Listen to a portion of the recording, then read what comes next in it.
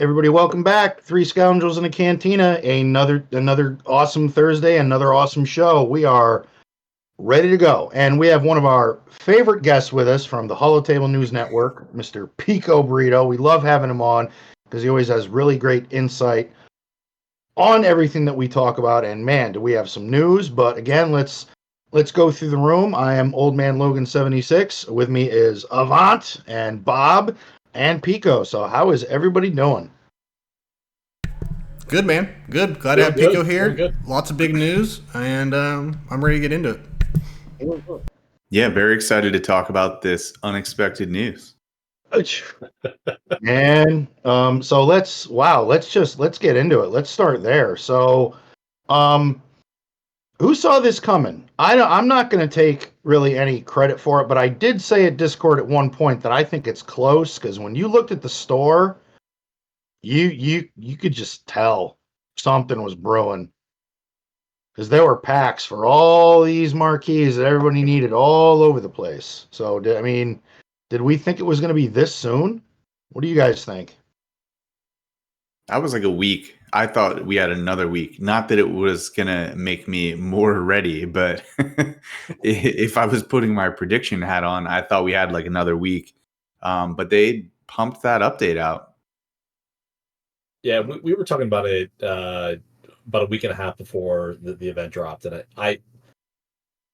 my gut told me yes. I was same boat. I was kind of hoping that they were going to push it out another week or two past that point, but I don't know. It's one of those when I saw that they were going to run out of content on Wednesday, it felt like that they were just going to drop it at that point. So it was going to be September regardless.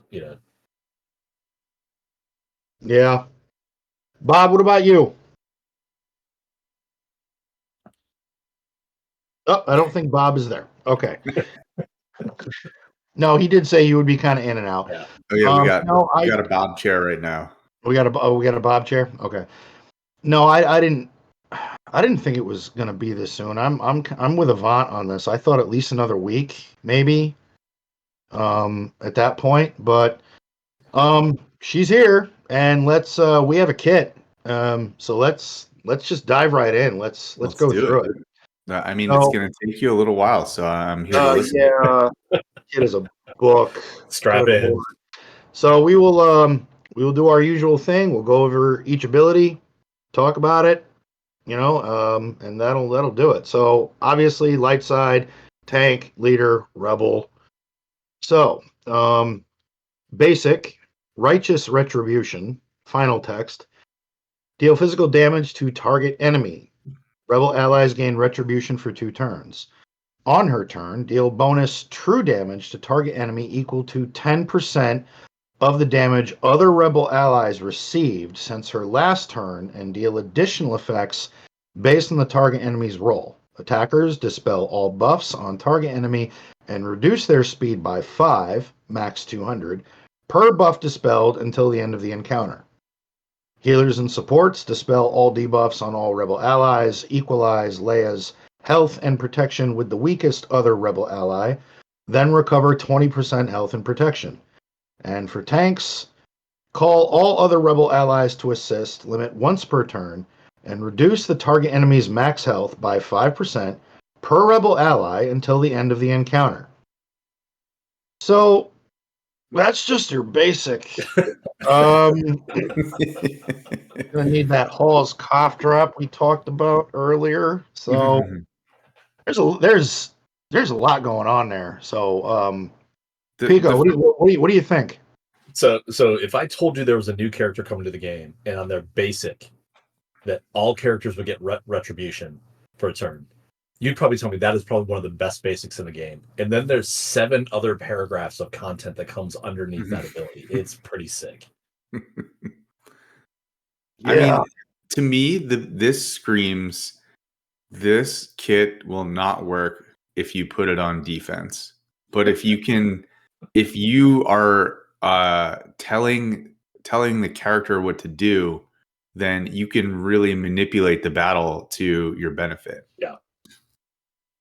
Yeah, hands down. You're going to be able to reduce speed on somebody that you don't want to be fast, like a cat or or anybody else on another GL team. So, yikes. Including the GL.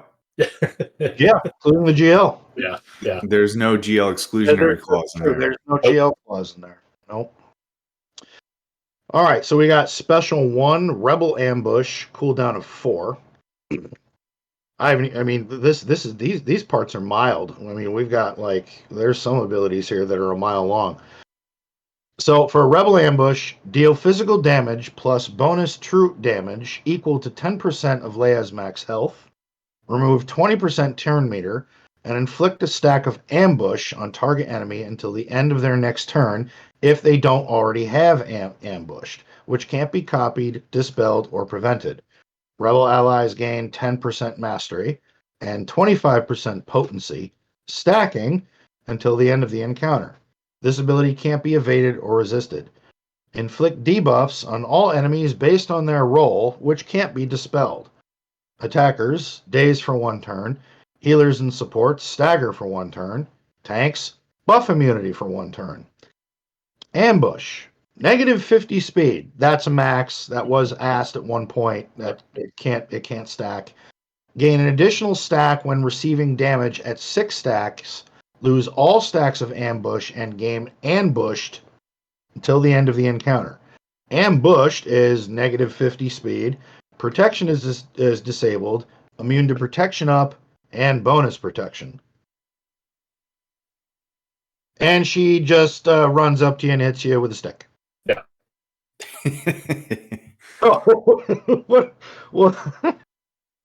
what are we thinking on this one? That's the middle finger. Again, you cripple them from a speed perspective. Yeah. Unresistible daze on an attacker. I don't know who you target with it because they're just awesome across the board from that side. You fight Kenobi, you put that daze on Snips. Yep. And all of a sudden the turn meter generation kind of goes away from that team, and kind of that damage piece goes away from that team. It's just my question is where is she keeping the stick? That's my only question. Yeah, the camo smock there that she's wearing, I'm not quite sure where this giant bow stick is coming out and just cracking somebody over the head. Not sure where that's coming from. There's a lot of space in that smock, all right? There is. I mean, I do like this, the abilities for different roles. I think tanks under some situations can be really nice. But yeah, I think you would definitely want to daze, their main attacker and knock out that one damage dealer that your opponent has. And I think that when you think about this kit, you have to think about what she's going to be countering, right? So if you're going up against Jabba, you're going to probably open with this and put buff immunity on Chrysanthemum and then just take out Bausch with your next attack. Mm-hmm. And I think you have the capability to do that if we get through the rest of the kit. Yeah. It's brutal. It's long. So here we are. Special 2, tactical offensive, cooldown of 4. Dispel all debuffs and remove 100% turn meter from target other ally. Deal physical damage plus bonus true damage increased by 1% per turn meter removed from target other ally to all enemies. Remove call to action from all allies. Then all rebel allies gain call to action for 4 turns, which can't be copied or dispelled, and 10% max health stacking until the end of the encounter. On their next turn, target other ally gains 50% offense for their next ability, and if it is their basic ability, they gain an additional 2% offense for each percent of turn meter removed and ignore protection for that ability. If target ally defeats an enemy during their next turn, they gain 50% turn meter. Target other ally gains stealth and 150 speed for 1 turn. There's more. Inflict debuffs based on each character's role, which can't be resisted. Attackers, critical chance down and critical damage down for 2 turns. Healers and supports, potency down and tenacity down for 2 turns. And tanks, defense down and vulnerable for 2 turns. So, that's gross. So, I mean, that's got Drogon's name all over it. Yep. Yes. I mean, that's just here, kill that person. Just that person right over there, hiding behind the bush, kill him.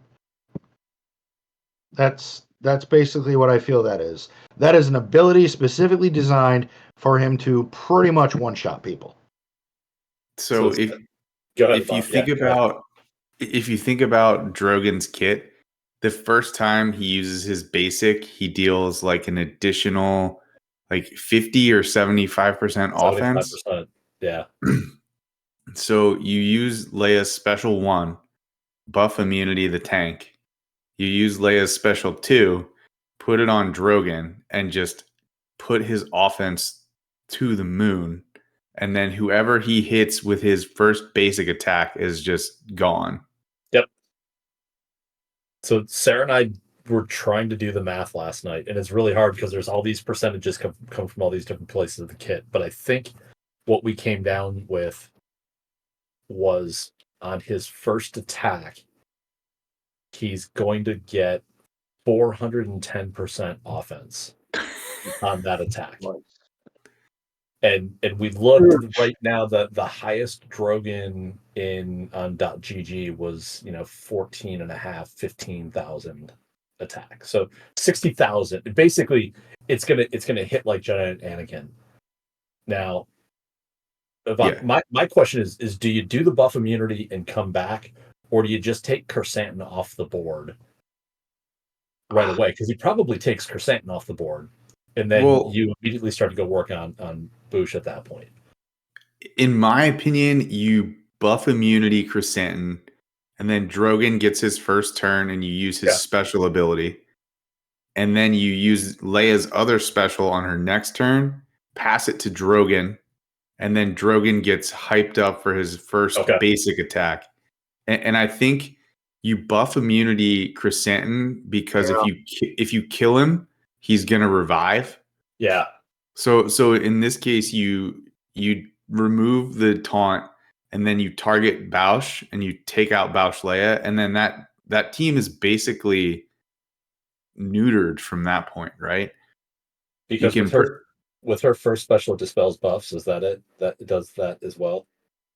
It will, I think, dispel buffs and put buff immunity if you attack the tank. It's definitely buff immunity, but like Kersantin will take a turn, and then he'll lose his taunt, and then he'll have buff immunity, so he won't gain it back. Okay. Yeah. Regardless, stuff's gonna die. I think it might. Yeah.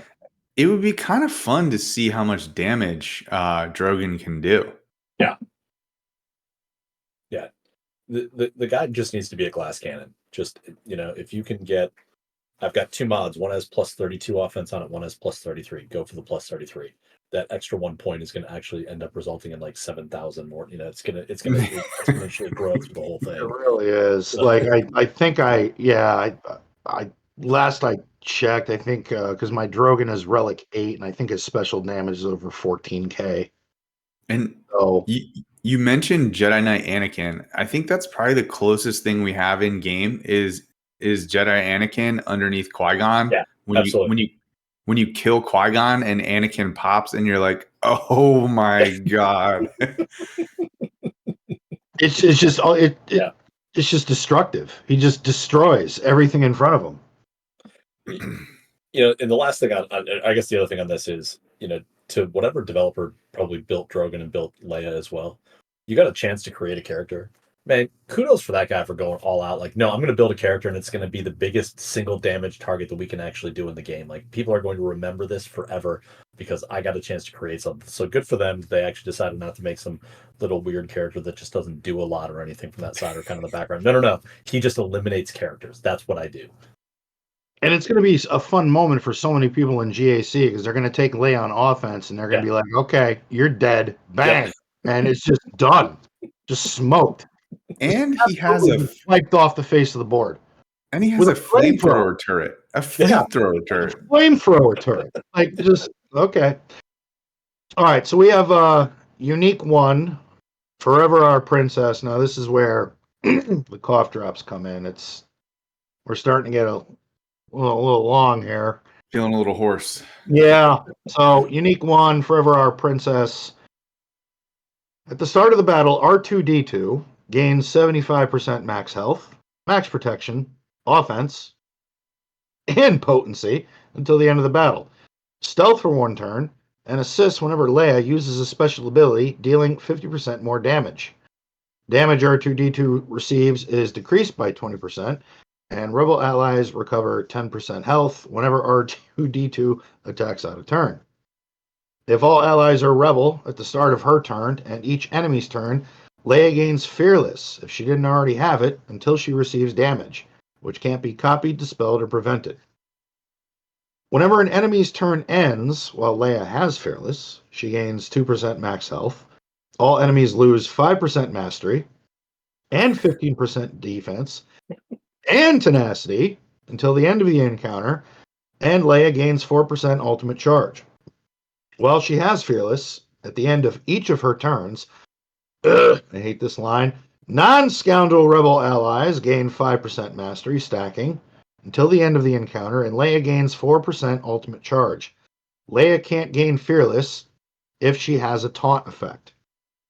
At the start of her turn, all other Rebel allies recover health equal to 100% of the damage Leia received since her last turn. If their health was already at 100%, they recover this amount in protection instead. Whenever a Rebel attacker or Rebel support ally is dazed, they gain bonus protection, 100% for 1 turn. Whenever an enemy is ambushed, all Rebel allies gain Foresight for 1 turn. Whenever a Jedi Rebel tank uses an ability on their turn, Leia assists. Fearless. All enemies are immune to expose and fear. All allies have plus 50% offense and tenacity. You have to attack her. But you don't want to. Yeah, but you have to. You have to, but it hurts. If you don't, she will remove mastery, decrease your defense, decrease your health. It just is not good. And I think this is probably another reason, like you said, Avant, that you're really going to want her on offense because the AI is stupid. It's not. There may be cases where it doesn't attack her. Yeah. You know, I know everyone made a big deal about she was a non-taunting tank. Man, this really feels like a taunt as far as I'm concerned. Like this is almost a magnet that you're putting on top of her to actually suck all of the damage without her actually having the effect. Yeah, absolutely. And there's the clause in there about like a marked or a forced taunt. That's just so that you don't put Watt in there and give her the Bactoid shield or the shield generator to like force the taunt. Yep. So that you're like using a full Rebel squad so that you don't decide to get cute with Watt. True. Well, it also prevents Mon Mothma from going on that team because it's her unique is what makes all Rebel tanks taunt. So Mon Mothma would actually cause her to taunt in that case. So it's probably more to keep the extra damage dealer off of the team, or kind of one more character on that team. But that's the other kind of, because I've seen some people talk about Mon Mothma in that case, but that there is some things in her unique that would cause the taunt to go up in that case. Yeah, I mean, Jesus, it is. It's a taunt without a taunt. And the thing is, if you do hit her, which you're forced to, it helps you, but it doesn't. Like, you take a penalty for doing it. Yep. Well, and I think that's also why, and I think it's coming up the next piece of the kit, why they talk about adding tanks to a team with a tank leader. Well, no, because you want them to taunt, so they're actually pulling fire away from her to build that ultimate faster and kind of do all those other pieces. I'm still just not convinced those tanks are great from that standpoint. But yeah. All right, so we have Unique 2. I'm not gonna read this. Every legend has it. This is pretty standard. We know the drill with this. If you don't know this Unique, welcome to Star Wars Galaxy of Heroes. Yes. This is probably the first indeed. podcast you're listening to. Hope you're enjoying the game, and let us know if you have any questions. Indeed. If you ask in the chat what the Galactic, what Unique 2 is, just look it up. Because that's like stock at this point. So the leader ability, yikes.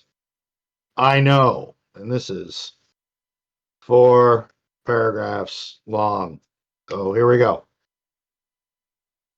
All rebel allies have plus 40 speed. Non-scoundrel rebel attackers gain 25% mastery and 50% max health and max protection. Jedi rebel tanks gain 100% defense for 2 turns at the start of each encounter. Protection up 50% for 1 turn whenever they gain taunt. And deal bonus true damage equal to 20% of their max health whenever using a basic ability against an enemy with protection up. Jabba. Quite a few JMK. quite a few other teams. Rebel allies take 25% reduced damage from out-of-turn attacks and are immune to max health reduction and plague. Whenever enemies attack out of turn, non-scoundrel rebel allies gain 1% mastery, stacking, until the end of the encounter. At the start of each rebel ally's turn, dispel foresight and stealth from all enemies.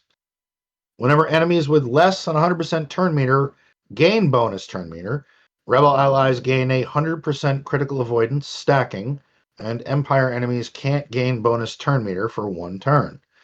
Whenever a rebel ally has their turn meter reduced, they can't have their turn meter reduced again for 1 turn. Whenever an enemy is revived, all rebel allies gain 10% turn meter. Enemies inflicted with burning from a rebel ally can't recover health, and if burning is dispelled on an enemy, they take 20% of their max health as damage. Ouch. Yikes. Whenever a rebel ally inflicts an enemy with burning, they gain damage immunity for 1 turn. The first time a non-scoundrel rebel ally loses all of their protection, they gain second wind for 3 turns, which can't be copied. Allies and enemies are immune to cooldown manipulation. Second wind. The first time this character would be reduced to 1% health. Dispel this buff and recover 50% health and protection instead. There is a shitload going on in there.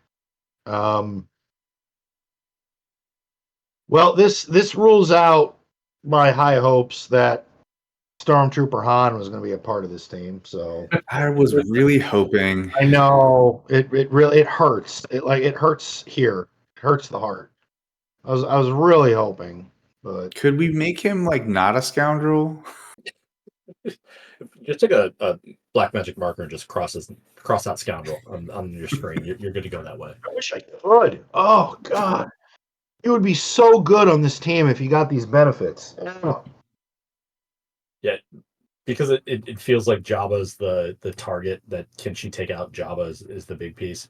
You've just invalidated Jabba's first special because that cleanses everything on the team, and you're likely going to be burning out at that point, and that's just detrimental. So yeah, great. Jabba, that was awesome to use that. Thank you very much. We'll take that damage across the board. Yeah, and so Zelandis Gosseler in chat is saying that they think there will be another rebel tank that gets released. You know, I can see that. It's I think this is similar to the, a lot of people were wondering why Jabba didn't come out with Bib Fortuna wasn't released as part of the game, and I think that gave them design space to bring that character in if they ever need a lifter unit, and I think it's the same thing that, where's the camo Han and Chewie and Luke and those characters. It gives them design space that if they need to bring a rebel tank in to kind of fill that role or do something from that side, that they can bring those characters in when it makes sense to do that. Yeah, and so like this ability, it makes you want to not use a scoundrel, but you could still use a scoundrel. Could. Yeah. You could. You just don't get like the full ability, right? Well, they're not going to, yeah, like the scoundrel would not be gaining mastery, getting a lot of the other perks along with this, but I mean, all rebel allies are still going to gain 40 speed. That's pretty nice. Yeah, like if I did want to use Stormtrooper Han, he's not going to get the 25% mastery and 50% max health and protection. That'll hurt. No, but you know what he will do? Feed turn meter to everybody. He will. He will feed a ridiculous amount of turn meter and remove turn meter. Right. So my question that keeps coming back to slot 5. So I think that right now it is old Ben is slot 4. Yeah, I do. Slot 5. Yeah. Does slot 5 matter? Can it literally be Bodhi Rook and it just doesn't matter because she's going to be so good and everything that's going to be in the game right now that it is literally what is your highest relic rebel character that lets you do what you need to do and go on from that point. You know, I think that's going to be the answer. I think that the 5th slot is just going to be throw somebody in because you just want to throw a character into that spot. I don't think she needs another tank. I don't. The things are going to die too quick. Yeah, I think you could get away with putting OG Princess Leia in there. Yeah. Yep. I think she fits. Have you guys seen the video from Ben Seal? I don't think that's bad because with a high potency, that AoE, I mean, it does ability block. It. Yeah. Well, she's got the Omicron in Grand Arena if you need it. Again, she does damage. It's another character that's gonna hit a lot and maybe 3 times at that. Oh no, I'm sorry, Yvonne. I thought you meant Rolo. Yeah, you mean old school Leia? Yeah, the original. Okay. Princess Leia. So have you guys seen the video that Van Seal did around Farm Boy Luke stacking damage in Territory Wars with his Omicron? I did catch that, and that is a possibility as well. Yeah, under a Santa team, it's a slower ramping damage, but by the end of the fight, he was hitting for 600k.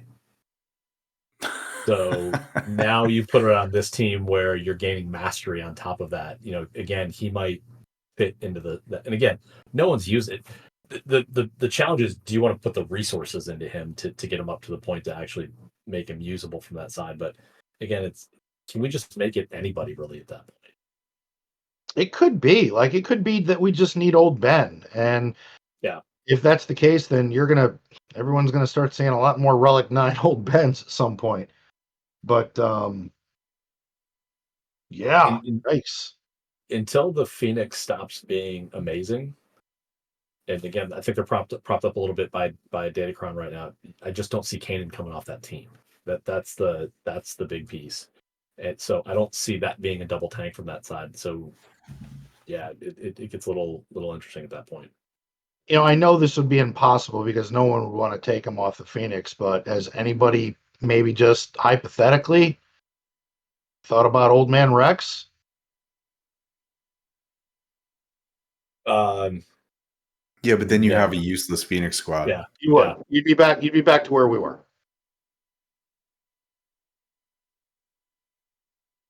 So Airway Crafting Way asked about taking out that she can take out Jabba was kind of rough, and I know that Arnold did some testing on that, but I think all the testing Arnold did earlier today was pre-ultimate. So at some point he did have the ultimate, but okay. Yeah, he did have some footage. I was watching some of it of pre-ult and then after the ult. Okay, you know, if it's, I know that he struggled pre-ult. Pre-ult doesn't matter. Like pre-ult is an invalid test because you're gonna have it. I mean, it's gonna be there. So, yeah, and so he's saying he did a couple with it from that side. Honestly, it's job or bust with this team. You know, that's the that is the floor and the ceiling because that's the top of the list right now more than anything. So Yeah. And there were some videos I did see. He was handling Jabba pretty well. He was beating it. It was working. It smoked Jedi Master Luke. He beat a Kenobi team with it. I know he had a Rey battle in there, but I didn't actually see it. I kind of glossed over it, and I meant to go back to it, but I didn't. But I mean, it's doing its job, beating other legends. well, the interesting thing with Kenobi is because she prevents cooldowns from being reduced. Cat can't leap on her first turn. Yep. And Sheen doesn't actually reduce the cooldown of leap. So that is an 8-turn cooldown ability that will always be 8-turn cooldown. Which gives you enough time to chew through that team. Absolutely. Yep. That's true. All right, so we have the ultimate.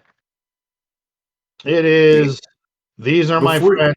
Oh no, go ahead. Before you read it, how do you feel about the animation for the ultimate?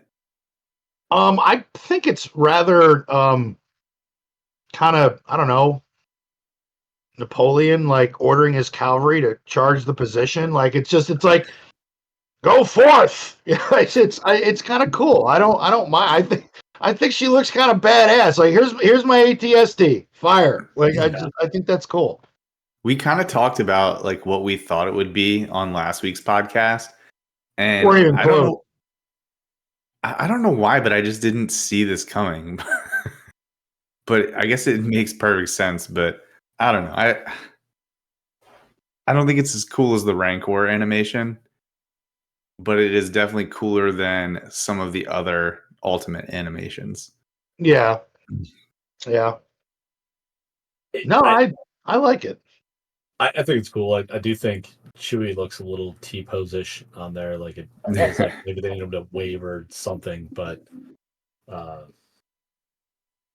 yeah, it's a good option because I didn't think there were a lot of great options for her. So at least it does kind of look cool and kind of come in and it's pretty epic from that standpoint. Yeah, no, I thought they did a good job with that. So, final text gain 4% ultimate charge whenever an enemy's turn or Leia's turn ends, while Leia has a stack of Fearless, and 1% whenever Rebel ally deals damage while they have call to action. Deal true damage to all enemies equal to 30% of Leia's max health, 90% against enemies who are ambushed. Remove 100% turn meter. Inflict ambush on all enemies for 1 turn who don't already have it. And, if all allies are rebels, fracture all enemies until the end of Leia's next turn, or she is defeated, which can't be copied, dispelled, or resisted. All rebel allies recover 100% health and protection. They gain tenacity turns, which can't be dispelled or prevented. And other rebel allies gain 50/50 speed for 2 turns. If this ability defeats an enemy, revive all defeated rebel allies, and they recover full health and protection. All non-scoundrel rebel allies gain 30%. No shit. All non-scoundrel, well, that's non-scoundrel shit. All non-scoundrel rebel allies gain 30% mastery until the end of the encounter, and other rebel allies gain an additional 50 speed for 2 turns. This attack can't be countered or evaded. Ow. And this has big sticks in it. Or no, was that her second special? No, that was her. Yeah. Little stick and big stick. Yeah, I love how the first 2 abilities she's using sticks and then discovers gunpowder and then breaks out a tank. Like she really progressed. We went from the wheel to a Corvette real quick.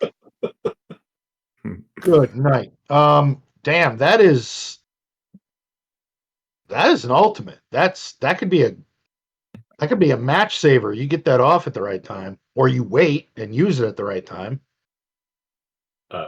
1 turn AE fracture. That's just dumb. It's awesome, but it's also just dumb. It's good luck. I wasn't sure what they meant in like the developer insight when they were like, we want like before we got the full kit reveal, they were like, we want it to be impactful, and it's gonna be like a fracture ability. Well, it is a fracture ability. It will just fracture everyone. Yeah. But the thing is, how do you recover from that? I don't think you do. No. I wonder if it's one of those cases you're just not gonna like. She's not gonna be a too alt character. It happens once, and then it's cleanup time after that. I mean, based on how much damage she adds to the characters, and also how much mastery stacking she gives, I don't think you're gonna make it to a second ult. Yeah. No, no. I mean, you got Drogon just assassinating people, and then Leia just pulls a chicken walker out of her back pocket and just calls it a day. Like I Yeah. literally don't see how this works out and if you're on the opposing team's favor.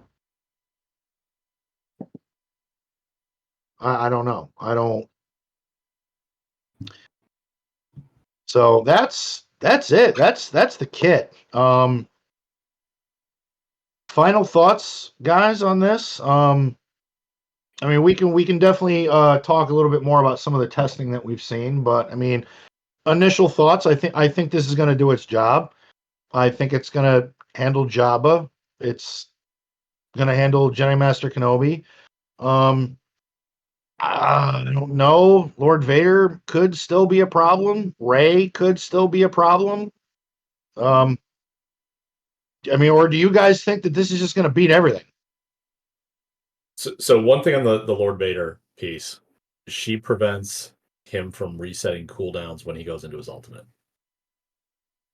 which is a big deal for him because he can't follow that up with the AE ability block. He can't follow it up with any of the other pieces on the big heal. So that slows him down quite a bit from that side. Yeah, I think it's going to beat everything by design. You know, it's players are smarter than the AI. I think that we'll find a way to beat everything with it. The question is then, how do you beat it when it's on defense? Because it does sound pretty awesome. Is it going to be slicker? I think it's Jedi Master Luke, and you put Revan, and you put Cal, and you put regular Luke on it, and you stun everybody. You can do a directed focus with Revan. Master Luke can attack, can get around taunts. Cal body shots Drogon the first opportunity that he gets. I was going to say, I feel like if they can get Drogon out quick, that's game that match. Yeah. You know, any team that has the ability to bounce around taunts and don't forget both actually because there's no forced taunt in the kit, you can dispel taunts on all the tanks. And most of them have really like Kanan's super slow, so he's got a really long cooldown to get back to that taunt. So, you know, I think that it's going to stink to get after her, but if you can, instant defeat Drogon, and now you're just kind of whittling down Leia, and everybody else kind of won't do a whole lot of damage. I kind of hope that is how they intended it to be, and that's how it turns out to be. Yeah. Put an asterisk on that statement because I'm saying it today, and that could be completely different if you listen to this a week from now. Yeah. No, it could be, but I mean, I think one of the bigger norms that people do, like a new marquee or some sort of tune, a new tune they invest in. What do people mostly do? They find a team and they slap it on defense and see how it works. With this, I'm not putting this on defense. This is going out there to just like I'm napalming your position. I'm literally like I'm breaking out a flamethrower and I'm dropping napalm in the tree line. And this is I'm going after you. This is a team that you want to get rid of something in GAC. Yeah, this is the tool to do it. I think her utility will be similar to Riva in that you don't want to put her on defense because there's an easy counter, but you can literally use it to beat anything if you use it to attack. Yeah. look, everyone's going to get a chance to figure out how bad she is on defense because as people start unlocking her, they're going to take her Oh, to yeah. arena and they're going to leave her overnight in arena. And then we're going to start finding like people that never leave the top 10 all of a sudden are waking up in their 30s because people are like, oh no, I can crush this with X. Again, Datacrons breaks all of this, and if they get it, they'll probably do something dumb like put an awesome Datacron on that's going to make it a defensive team, and then everyone's going to claim that CG lied and on and on and on from that side. Well, yeah. I don't know about that. With this latest set, with this kind of offense and armor penetration, this team is going to be gross. Absolutely. Like you mentioned, Drogon with a Datacron with 200% armor pen. Yeah. I mean, we're going to see it. Offense. We're going to face it. It's going to be out there, and he is just going to. I mean, you think he was lighting people up before? He's going to just absolutely smoke people. I'm going to stat correct you. Drogon's special offense, so he needs resistance penetration because he does special damage. Oh, is it? Oh, that is. Thank you. Okay, so it is resistance. All right, but okay. I'm here to correct your mistakes week to week. So thank you. I need somebody to do that. All right, well then you give him a cron with 50-60% offense, and you send him forth. Yeah. And like the other way, and anymore, especially when it comes to PvP, I'm coming back to this. Why would you put a team that it looks to be so obviously fun on defense? Like, why rob yourself for 3.5 minutes of joy in most of our shitty existences to not just sit down and put it out there and just rip through something? I love the way you put it. And be happy. And we're going to get into this later because that's right around the corner. But I feel like I'm going to feel that way about Malicos. Like I don't want to slap that dude just on D. Like I want to kill somebody with him. So all right, before we get into that, so obviously we talked about first Leia came out. We didn't expect it that soon. Here's the kit. Pico and I do have some news on our experiences on the event. I do have to say I was talking to Pico before the show, and I believe his words were, I am putting on the captain's hat. Yes. Yeah. I'm going to let you explain that one. It wasn't until the PAX came out at noon today that I could even take a swing at her because I decided not to wail on Scout, and I was waiting for the PAX to come into the game, and they didn't show up. So as I told Sarah last night, like I was really excited to be Team No Yacht today. Like I was not going to be on the boat today because I wasn't going to be ready to unlock her.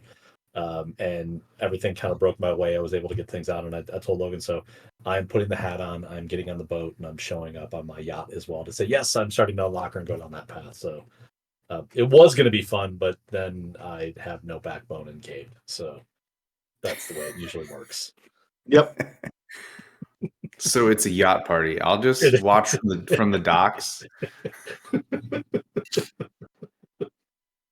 It's like that episode of The Simpsons where like 12 miles out in international waters watching, monkey knife fights and things like that. So oh, absolutely. So now that we've started the event, Pico, I'm really curious what your thoughts are on it. We'll start with tier 1. I didn't have a problem with that. I'm not going to lie. I felt ridiculously outnumbered. And at first I was like, ooh, it's a lot to chew through, but you did it. You were able to do it. But then tier 2 hit. And we got our ass handed to us on a plate. I lost 90 tickets. So did I. Yep. That's brutal. That's brutal. And actually, that prevented me from unlocking her today. Today, I need 60. I need 66 tickets, and I gotta wait till midnight. So it's funny because I decided to kind of accelerate some things today so that I could get the extra round of weekly shipment tickets in, and then I blew all of them trying to do the second wave. So it was miserable. Yeah. I do have something on the first wave. Avant, by the way, man, this is a segue. One, Phenomenal explanation of the world between worlds last week. Like I've seen all that stuff and I knew it, but like the succinct, just detailed way of stepping through that was awesome. I was listening to it today, walking the dog. It was amazing. Was No, the he did a first. really good job. Yeah. But did you understand it, Logan? Remember what I said to you? It was like the multiverse, and you went exactly. And I went, okay, I got it, and I'm good. I'm good to go. I got it. But by the way, I do think a new segment on the show needs to be like Avant explains the cartoons, because a lot of people haven't seen them. So like, need you to kind of like there's the Purgles have to get explained. There's a whole bunch of things like from Rebels, from the end of kind of tying those things together. I think it's a great segment. The other, as I was in phase 1 waiting for R2 to kill something, I just started daydreaming as you were talking about Chopper being a war criminal and all of the people Chopper killed. I'm like, I just want Chopper right now. Like I want Chopper in this mission. So yeah, it was a little rough. So many kills. Yes. But the second tier, look, I don't like the idea that you're this far into these Galactic Legends and they're like, oh, it's not that you have to remod, you have to remod in a very specific manner to get through phase 2. You need to take these steps. And ended up, I started messaging everyone like, how did you do this? And everyone kept coming back to the same thing. Like, these are the mod sets you need on these characters. Same mods, all tenacity. I don't want that. I just want to get it done at this point. Well, it was what was tier 2 30 tickets an attempt? Yeah, 30 attempt. 30 yeah. attempt. Well, are they going to tune? Are they going to tune the event to make it different? They did. They did for 4. Okay. That's it. 2, you still got to slog through. Yeah. 2 is the equivalent if the C phase 1, if you weren't really willing to kind of remod and kind of get the characters in the right place to do that. Because I remember when C came out, that one I was like a 50% success rate getting through it. But it was only 15 tickets, so it wasn't a lot to make it happen. This was 30 tickets is a lot to lose. It is. Especially it really is. Because you got to figure if you're doing all it. I mean, I know some people say no, you should only refresh like 4 or 5 at a time. I don't do that nonsense. I just swipe 20, hit the button. Yeah. And on the average, if you get 14, you go, ooh. Yep. All right, that works. You get 10, you kind of grumble. You get 9, you're pissed. You get 11, you're semi-happy. But yeah, that I lost the first time on tier 2 and went, all right, maybe not attack Darth Vader immediately. Maybe knock out his supporting cast first, and then zero in on him. No, got my shit pushed in. And then I said, you know what? I'm going to defer to people who have a lot more patience and time than I do. So I went on the internet. And it was Hugh Hefner. It was Arnold. He changed every mod on those 2 tunes to tenacity. And what sucks, Avant, in that event too, is that 3PO gear 12. Yeah. No mods. Yeah. Like you're stuck with a gear 12 3PO with no mods. So I did the exact same thing you did. Lost the first one. Yep. Then tried to take out the sides. That failed. For me, on the third one, when Vader on his first turn killed Han, which meant you had 0 chance of completing that, because you'll end up rezzing the team like 2 or 3 times in that final phase. So absolutely. It was that was when I cashed in and just started like messaging people, how do I do this? Because this is just dumb and I don't want to do it. And I broke my pattern, because I normally run all the way to the end and then I work my way back, because it feels it moves faster when you have to just get 15 tickets like for the last few shards. And I just, at that point, I stopped. I had the mod sets, and I'm gonna burn through all of Sector 2 to get all of those done, and then kind of keep working my way back. Yeah. For everything else. This doesn't excite me, because I remember when the Ray and Slicker GLs came out, and the events were like specifically like the ultimate tier. I just remember people in the guild being like, oh my God, I just lost 80 tickets or 90 tickets. And they're like, I don't understand what to do. What kind of mods do I need? And then, like, not everyone has depth of mods. So, like, what if you don't have the right mods? Are you just not going to beat the event? Like, how specific is the modding? The modding for you have to have Captain Han Solo and Rolo. Their mod sets need to be tenacity with good speeds and semi decent damage. Like that's kind of how it has to be. And that I think Pico got all the way through it. After I remodded, I still lost one fight because Vader just decided to throw his saber and hit Captain Han, and it was one of those freak things where I went, well, that sucks. So that's 30, and Pico's right. You lose Captain Han, that's 30 tickets flushed down the toilet. The way I did it was I just took, and I got this recommendation from two people in my guild. I took my Jabba mods and I put it on Captain Han, which is a pretty high tenacity set. And I took my Slicker mods and I put it on Rolo. And that was enough for me to get through it. And I don't think I have a massively awesome set of mods on either one of them. I think it's you need them to be a little tanky, you need them to have some tenacity. But let's be honest, when you're remodding a character for an event, going tenacity is probably not at the top of your list. No. I expect that by the time a lot of people start getting to the point that they're unlocking these characters, the community will figure out like, no, these are the target values you need to hit, and this is how to optimize it from that side. Yep. Again, I did zero research on what I was doing and just figured I could wing it, and that was not the way to go after it.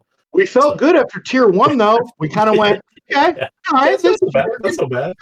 And then we walk through a minefield in tier 2, and then tier 3 we go, this is easy.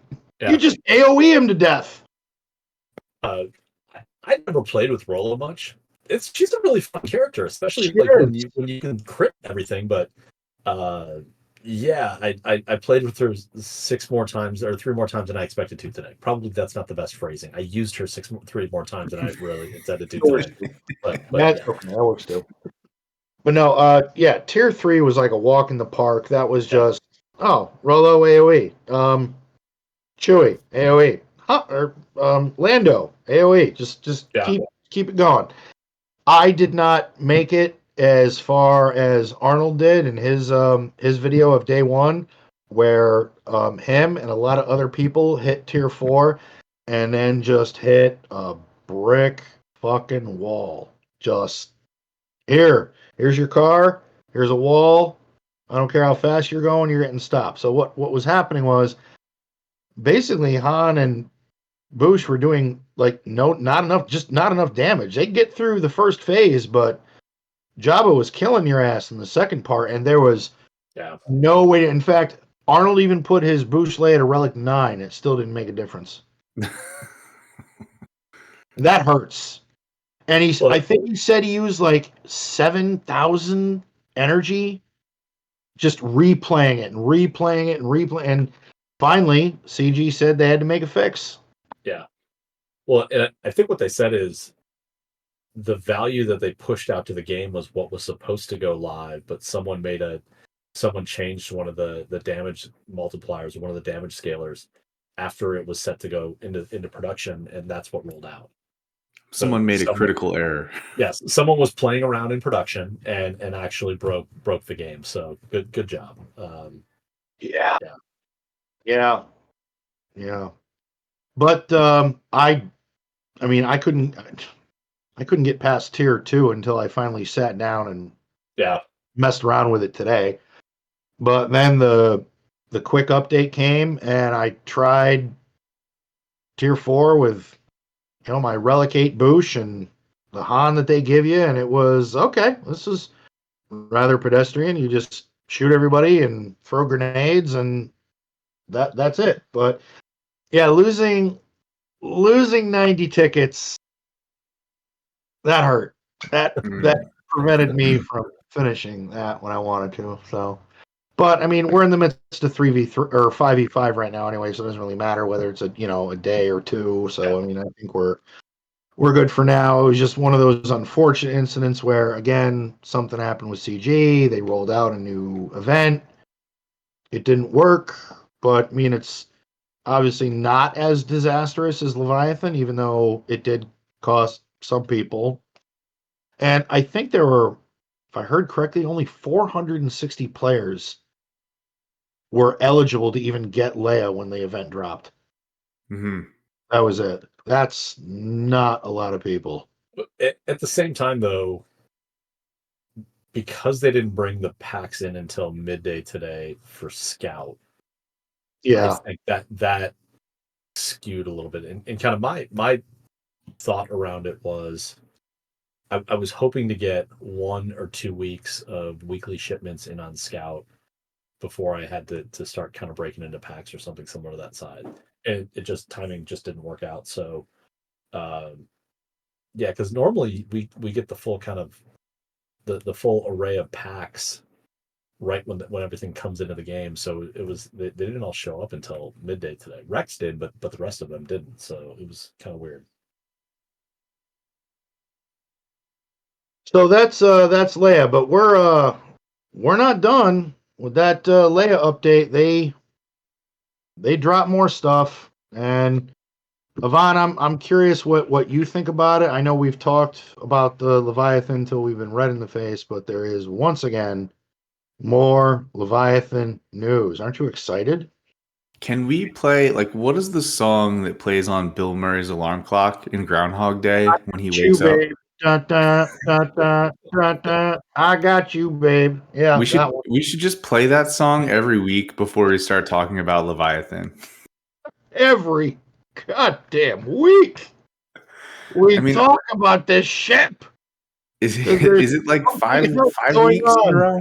5 weeks in a row we're talking about Leviathan and how it's either not working as intended or it has it has changed in the kit or it is being investigated.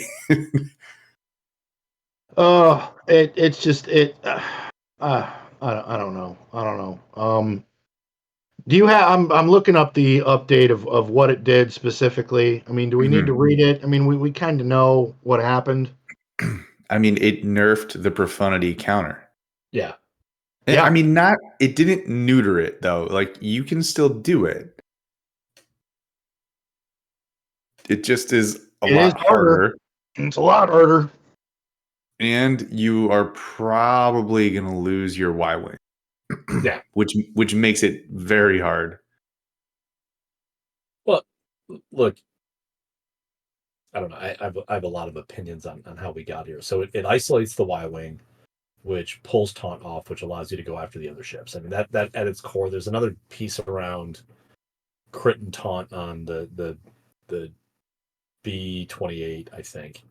But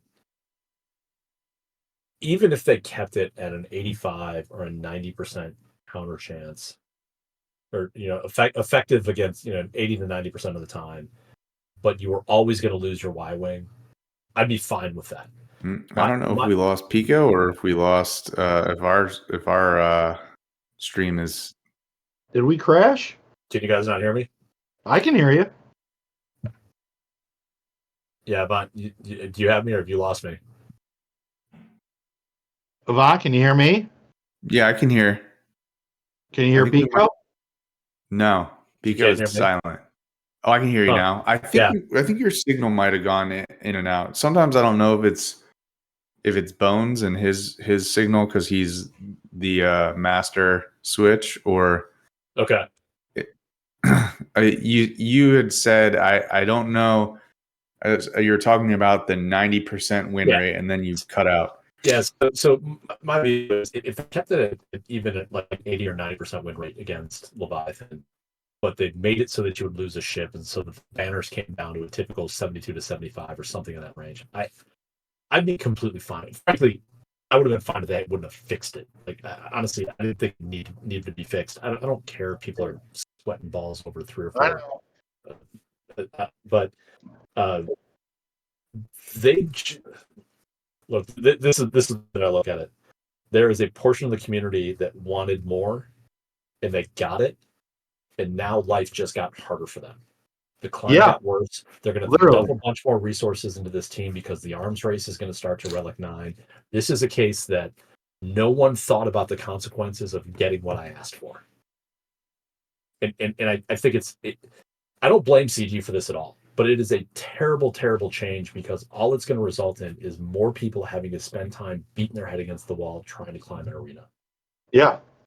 I'm already feeling it. And I'm frustrated with it. I'm you want to turn into a 2-shot in Grand Arena, great. That's fine. That's fair, but you can't 2-shot in Fleet. I'm watching in Guild today, and the guy's like, yeah, I immediately I took every pilot on my team up to Relic 9 as part of this. That's the arms race has started. And who wants to take those characters up to R9? I don't. No, I don't. I didn't want to put Sith Assassin to Relic 8. But I did. Yeah. Because I knew this was coming. Yeah, I reluctantly put 6-dot mods on my Sith Assassin yesterday because I wanted mine to go first. Because you win if you go first. You do. I mean, you're not guaranteed to win, but your chances increase substantially.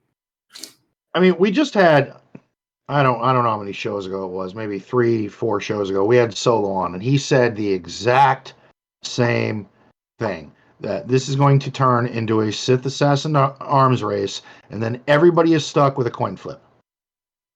That is what is going to happen. And I'm seeing it already. I'm now looking for Leviathan teams where the Sith Assassin is either Relic 8 or below. Yep. And here pretty soon, that's going to start changing. And eventually, I'm going to have to put it to Relic 9. I'm going to have to put that dude to Relic 9. And I'm not looking forward to it at all. Nope. The unfortunate part of the situation is that a couple rabble-rousers within the community did some bitching and moaning, and now we're stuck here. And so everyone with common sense is like, oh, damn it. Are you happy now? Are you happy that you did this? Which I still don't understand because, I want to say, and I'm speculating because I don't know what it is that they bitched about, but I'm guessing that it's not as meta-defining as you said it was going to be. Yeah, it was. It's making you readjust your defense on ships and GAC. It's just and it's not going to help you in TB. Yeah, I had no problem saving Leviathan to attack in GAC. Actually, no, I kind of enjoyed it because it's super powerful on offense, and you can just tear through a fleet. So these comments will probably not make me any friends. You're on a good show then. There were a number of people that were not spenders that spent money on this ship expecting it to do what Profundity and, more importantly, what Executor did to them, that when they didn't have those ships, it made it difficult for them to climb. So they spent it. And I appreciate that you weren't happy with the result. Well, people that don't spend, that decide to pop up because they think it's going to completely change the game, and then they stop. What they don't understand is the people that do spend won't stop. That's what this has turned into, is that you got what you wanted. You got that unbeatable ship. Now are you willing to go through and actually drop $150 on the additional relic material that you need to take that character up to 9 because they just put that in the store? And I'm guessing the answer is no. Easy. 150. What happens now is those people that, and again, it was a lot of people that I saw that were complaining about the, I put all of these resources into this ship and I'm not getting what I want. Those are people that typically fell into that category of light spending or didn't spend at all. And now that they're going to be complaining because now they're going to be forced to drive that other step. You do not get into an arms race with someone that doesn't care about what they're spending. No shit. Literally, right there. You do not get into an arms race with someone that says credit card. Okay. I will I will say one of the positives is that like it depends on what fleet shard you're in. My fleet shard doesn't have that many Leviathans. Oh, jeez.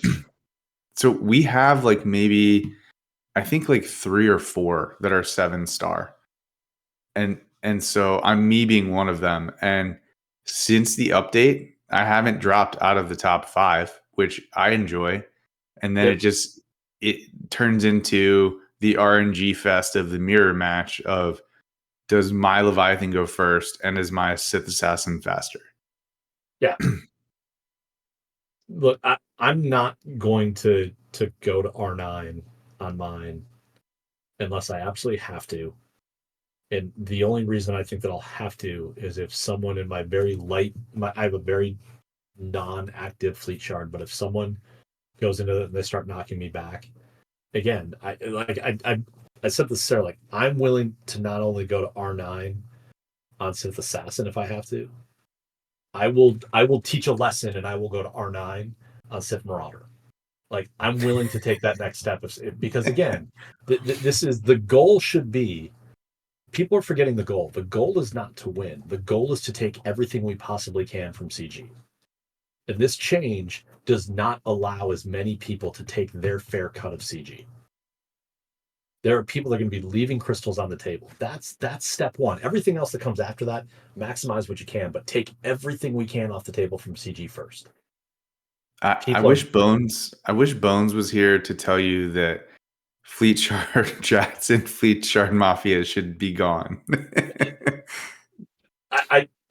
I think everyone should cooperate. I mean, this is blackjack. Yeah. I'm with you. I don't know if you heard my rant this week, but I called our Fleet Shard a co-op, not a mafia. Yeah. It's a co-op because I know I can beat your fleet. You know you can beat my fleet, but I want you to let me get first place as easily as possible, and then you can get first place as easy as possible, so that I don't have to do a crystal refresh and do 3 extra battles. But let's all just get our 400 payout as easily as possible and move on with our days. Like the fleets are the same. Like your fleet is not dominant over my fleet. Like let's just all get our 400 and move on. The first time I sat down at a blackjack table, my buddy explained to me, we are all here to beat the dealer. Like that's the plan. Like if I tell you to do something, do it because that's the way that we play, because there's a way that you play blackjack and the whole goal is to take money from it's the same concept when we come into the arena, to these arenas. CG is the house, they're the dealer, and we want to take as much of their money as possible. Now, you want to go play poker? That's PvP. Like that's true PvP in Grand Arena where how you perform is actually works. So, man, go for that. I'm not touching that room. Like that's not where I live. Because I can't remember if 2 queens is good or not. But unfortunately, my ship shard, I did just look out of the top 50, 28 of them are Leviathans, and I got my number 1 payout 2.5 hours ago plus, and I'm already at 9. And I'll wake up tomorrow and I'll be 22. Yeah, because everyone's got Leviathan in the top 20, and everyone's working on their assassin at Relic 8 or above, and this is what my life is now going to be because a couple people got very upset. And yeah, so thanks, folks. Appreciate you. Great. Isolate. And it was so easy. Like you saw Leviathan. Profundity. Cool. Yeah. And I think another issue that people were upset with is that, especially in GAC, if you put Leviathan on defense, it was max banners because you don't reinforce. You beat it with 3 ships. Done. It's over with. Yeah. It's a done deal. So don't put it on defense. Use it to attack, which was exactly my strategy. My God, don't put it on defense then. But blow something out of the water completely using it on offense. Yeah. And by the way, the threat of actually putting it on defense means they're not going to put the profundity on defense, which means you've probably now pulled the 2 best defensive fleets off of the board, and they're now offensive teams. Again, Solo did a much better job, but he's been doing it for weeks, which is probably why I'm repeating a lot of this. But that's the definition of meta shifting. Yeah. It's the definition Oh, you of did meta say shifting that. at that Yep. point. It shifted the way people played fleets. Yeah. So it was meta defining. It changed the meta. But did it change it how you wanted it to change? Tell me about your feelings. You know, I put the damn thing to 7 the day it came out. I had my ships prepared, all my pilots with 6-dot mods, and had everything ready to go. And yeah, it was good. And, you know, at first, it was bugged as all hell when it came out. CG made a couple fixes, you know, and As then is at that tradition. point, I was, Yeah. you know, this is after the 4th week we talked about it. And I was like, okay, we can move on. I'm good. And then, nope, we're not done yet. Cue up that song. Here we are. Yeah. Dun dun dun dun dun dun. I got isolate. Dun dun dun dun dun dun. Like what the fuck, dude? Really? Like it didn't have enough. Now on light side, so it's not helping us in TB because it doesn't do shit in TB. So that's not helping us. But because your profundity got a little butt hurt, now it isolates. Yep. Okay, thanks. So that about sums that topic up. Jesus. Judas Priest. It was terrible. Couldn't believe it. All right. So, any final thoughts on the and you know what? Yeah, I won't be here next week. So, if you don't want to talk about Leviathan, don't bring it up. You'll be good. It's your show. I might do it just for old time's sake. You know. There you go. Just have the song ready to go. I'll have to talk to Bob. Have it ready to go. That'd be great. Like we should just have a little spot in the beginning of each show where Leviathan and that song comes up, you know, Sonny and Cher. No, what I want next week is about like so Logan's not here. So can we talk about how awesome Leviathan is and everything has been perfect with this release? No, next week when I'm not here is the time that they can all get their Jar Jar shit out of their system. I think we'll save that. Yeah, I had a thought, Jim.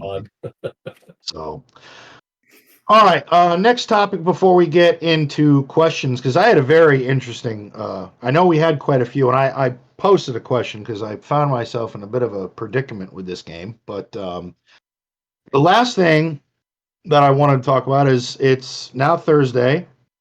Malicos is right around the corner. Do you guys think the Cal event is imminent? Like, is CG just pulling a massive power, I want all your crystals and cash play? Because it wouldn't shock me. With Leia out now, Malicos in 4 days, maybe a week after that, let's drop Cal again and see how committed people really are. So here's how I feel. Inside, I'm like, oh man, I have no Chirotechs. I've just spent like 800 Chirotechs, and then they're gonna drop Malicos. I'm gonna unlock Jedi Knight Cal. I'm gonna be like, oh god, I need 400 for each of them, or like some ridiculous number, right?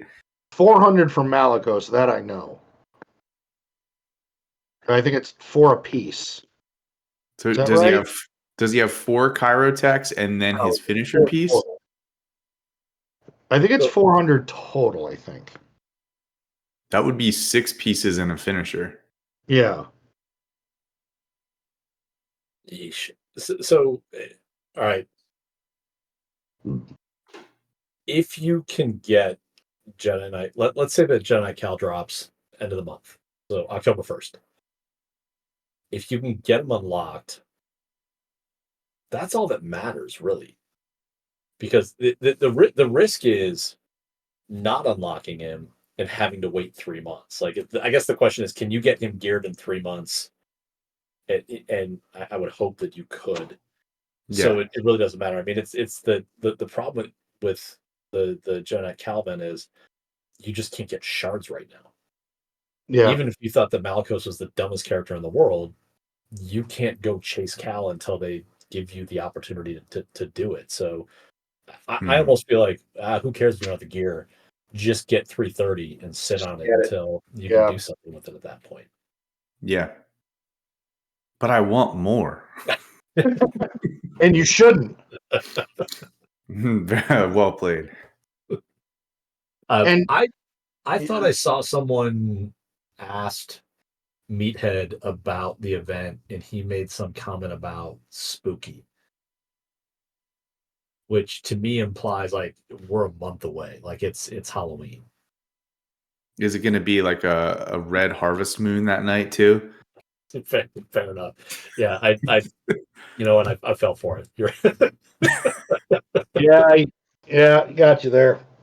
I mean, I don't take anything that he says at face value because for how long, right? Yeah. Drop it, drop it, drop. Didn't quite get that one. Drop. Drop. You know what it reminded me of when I read that? It was those old alien Muppets from Sesame Street. Yeah. Nope. Nope. Oh, phone. Ding! It just I made that made no sense to me. Yeah. I mean, I will say a lot of Bush Leia shards did drop, so maybe he was right. I again not proud of this, but I bought shards all the way up to 1600 today, or refreshes all the way up to 1600 today. I got 170 shards of Bush. Yeah, I did. I did that. I did that too, and I got a shitload. By the way, I'd like to thank a couple of my coworkers for saying that I did a phenomenal job and sending me a couple of Amazon gift cards that I was able to turn into iTunes gift cards and actually do this for free. So I want to make sure people don't understand that I do not spend all of my money out of this. It's just I trick people that I'm good at my job. Hey, it's free. It's for me. I like What's that. I couldn't hear you from your yacht way out in the water. Here we go. There's the yacht. Yep. The yacht. Yeah, I got it. Yep. I'm just over here melting down the gold to actually pour into the gas tank, thinking that I can maybe get a couple more, nautical miles on this. It's it's how it's working out. Absolutely. Yeah. Absolutely. I agree. You guys can come drink light beers on my pontoon boat anytime you want. Oh my goodness. So Malicos, this has been a big question. I'm actually curious what you think, Pico. Where's he going? What team is he on? Because there's been people saying him and Maul could be absolutely devastating. But I don't know. I read Sears' kit again and her Omicron and how that team could function with a really well modded Ahsoka Tano Fulcrum and Baby Cal and Sear and Malicos. I'm thinking not only do you put that on defense, but you've got to spend something to beat that. Traya. Yeah. So I'm going to answer it differently. And one of the cool things I think about where the game is right now is, like, I disagree that there are too many teams for Grand Arena. I think having more teams than fit on the board is awesome because you have all kinds of flexibility to do cool stuff. Like I have not carried Traya on offense for months. She is a galactic legend as far as I'm concerned on defense, and I stick her over there. So, like, yes, I think Traya beats that team, that Sear team, but I'm going to put mine on defense, which means I'm going to probably keep my Sear team on offense and go take out something awesome with that, and I'll probably rotate another character back in. I think the big question on what you do with Malicos is, how do you view Lord Vader today? And right now in Arena, I can beat every comp of Lord Vader with Phoenix, with the Datacron, and all the Datacron does is it gives you offense stacking, but it replicates Rex's Omicron in Grand Arena. So effectively, Phoenix is probably going to be Lord Vader until the end of time, depending on Datacron. So now Lord Vader comes off of the board defensively. Mm-hmm. He can beat almost anybody on the board without Maul. So in a lot of cases, you can start getting to the point that Lord Vader actually can solo teams, and now all of a sudden you get banner efficient from that side. So now Maul moves on to Seer, and Seer now starts to take out a Galactic Legend. Like that's the way that I look at it, kind of in that loop. And Side thing, real quick, because I'm curious. I actually tried. I've got the Old Man Rex, Datacron. The rest of my Phoenix are all Relic 5. Not the greatest mods. I don't know what it was. Maybe it is my modding. I could not chew through Royal Guard, and then Thrawn was on there, and I think Fed turned me to Lord Vader, and it screwed up the timing. And then Maul was able to go, and he killed somebody, and I lost. Yeah. So to make it work, you've got to limit Maul to one turn. He can only get one turn that comes down, and this is where there's a couple pieces. I put Rex at about 260 speed, I think is where he's at. So he's not massively fast, but then he gets some speed on top of it.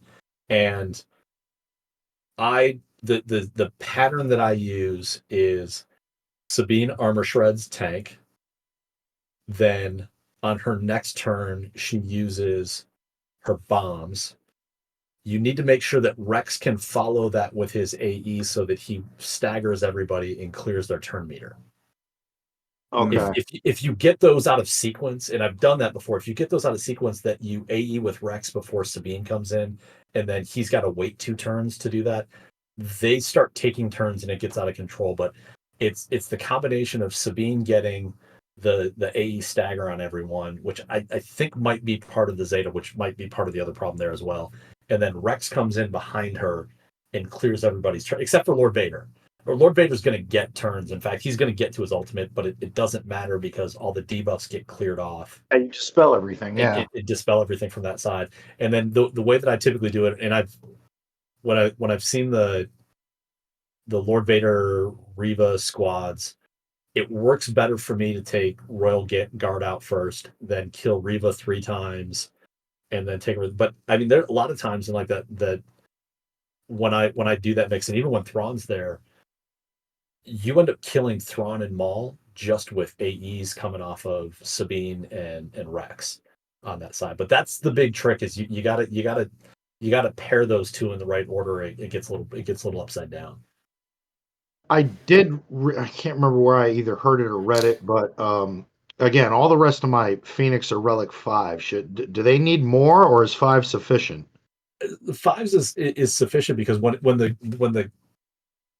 the counter works, and this is kind of similar to the counter when you're using the Hera Omicron in Territory Wars. When the counter works, it works because you're preventing the team from taking turns. It doesn't matter how many turns it takes you to kill something, because they're just not going to get a chance to do any damage to you. Is where that comes. Now, the Hera side with Jabba in Territory Wars is a little different. You need to get the revive on everyone, because you're going to lose some characters as part of that. But yeah, I can record a video, and again, mine are R8, but I still think there was someone in the guild that was doing it at R5 today.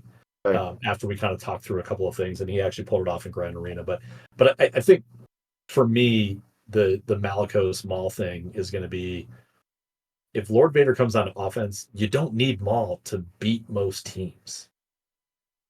Maybe Jedi Master Kenobi, but if Leia comes in, that kind of changes some things up. So then all of a sudden Maul becomes free. And I think then, I would probably do like Vader, Royal Guard, Thrawn, 9th and 2nd probably on that team. Would probably be the team that I would use if I had to bring in 5 from that side. So again, I don't know if it's going to work or not, but I think that's what I'm going to do. And again, I'm coming back to, I have this new toy, and I would actually like to push the buttons and not have the computer push the buttons for me. Yeah. So I'm going to take it on offense for a little bit. All right. What about you, Avant? You're getting Malicos, right? What are your plans? Malicos is going into a Seer squad for me. I am at a point where I need signal data, and I have to decide, do I want to beef up my Phoenix to go under my Captain Rex, or do I build up my Seer squad? And I will probably do Phoenix first.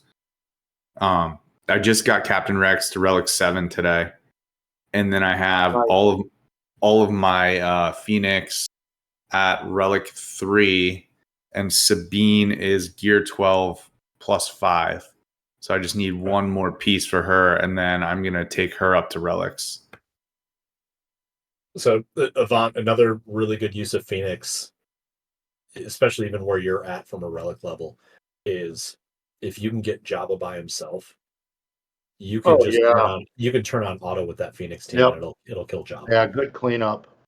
That was how I used them last 5v5. Was Jabba was a 2-shot, and then everything else on the board was a 1-shot. Yep. So even at lower Relic, even Sabine at where you have her now could take out, because she's just stacking up. All she's going to do is stack up armor shred on that, and she's actually useful in that case right now.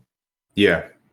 So where I'm at in GAC, the problem I'm running into is that I do not have Riva, and all of my opponents do. So they just decide they're going to put Riva on defense. Yeah. And correct me if I'm wrong, but doesn't Captain Rex and Phoenix beat Riva? Yeah. So I would like to have that tool in my back pocket and then put my Treya on defense, because she's a nightmare to face. Yep. So that's what I would like to do until I get Riva, and then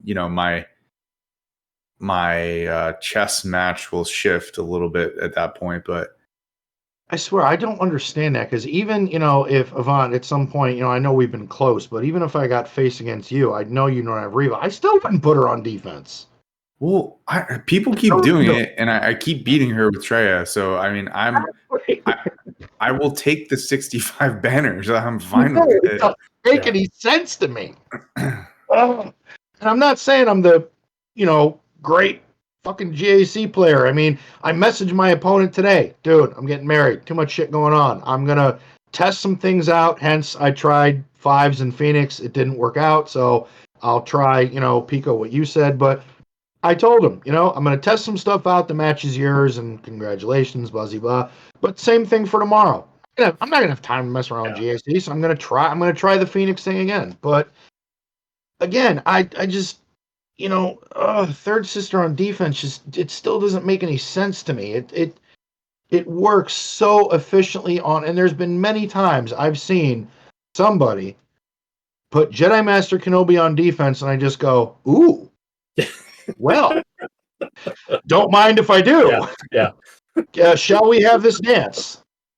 I don't know what to tell you other than people keep doing it to me, and I keep slapping Riva. I keep slapping her into oblivion, and I would like to slap her into oblivion with Captain Rex instead.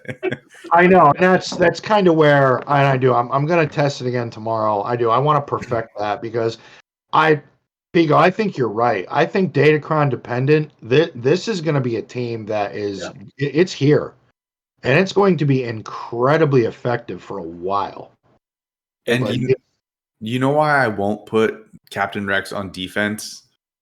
Because you can use Tuskens to counter them. Yeah. Yeah, they're a lot of things beat them, but at the same time, again, it's back to if you it's a good team for a player to use, because you can just understand where things come in. And it's just a fun team also. Yeah, it's the crashing of a wave against a character over and over and over again, and you just watch them just slowly whittle their way down, and then they disappear. And again, Pico, kind of like what you said earlier, it's not, I think it was more teams are not a bad thing. It makes it more of like an interesting chess match. And I think, like, for instance, you finally get your Captain Rex and your Phoenix up and running. You now look at what you normally would do offensively in GAC and go, okay, this is now a new team that I know is going to beat all of this. What can I take away and possibly put on defense? Like Gas, for instance. Yep. General Anakin Skywalker is now on defense. And this set of crons with all kinds of crazy offense, and again, Avant, correct me, but does armor penetrate? Is gas. Physical damage. There we go. So he's just gonna destroy people. So take Omni Savage, put him on defense under Treya, and you now have a team that requires a Galactic Legend to kill. Mm-hmm. Yeah, like that's where and Avant, to your point, like being able to when you get Reva and all of a sudden they stop setting it from that side, that's your switch. Is that now you can pull a Galactic Legend back onto offense because you slide Treya over in the other direction. Yep. And now everything starts to kind of fall into place, that all these things kind of cycle back through. I listen to Gambit guys all the time, and they're talking about how everything can be off-meted right now, and there's a huge off-meta piece, so they're setting all of these Galactic Legends on defense. I'm doing the opposite, because all of those off-meta teams, there's also these amazing defensive teams that require A+ Galactic Legends to take. Yep. And now I bring it back the other way, and I keep the Galactic Legends for offense.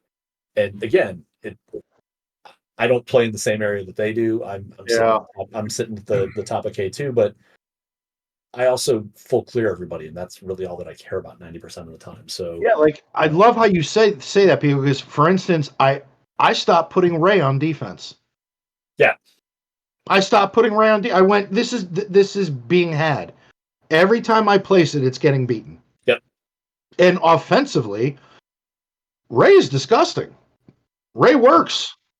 Ray will, in a mirror match, if, people are still putting Ray on you now don't have to use Star Killer. Nope. Ray, use your Star Killer for something, because you never know. You open up the back wall and go, oh, shit. Oh, I still got Star Killer. Yeah. Yep. But to any of my opponents out there listening, please keep putting your Reva on defense.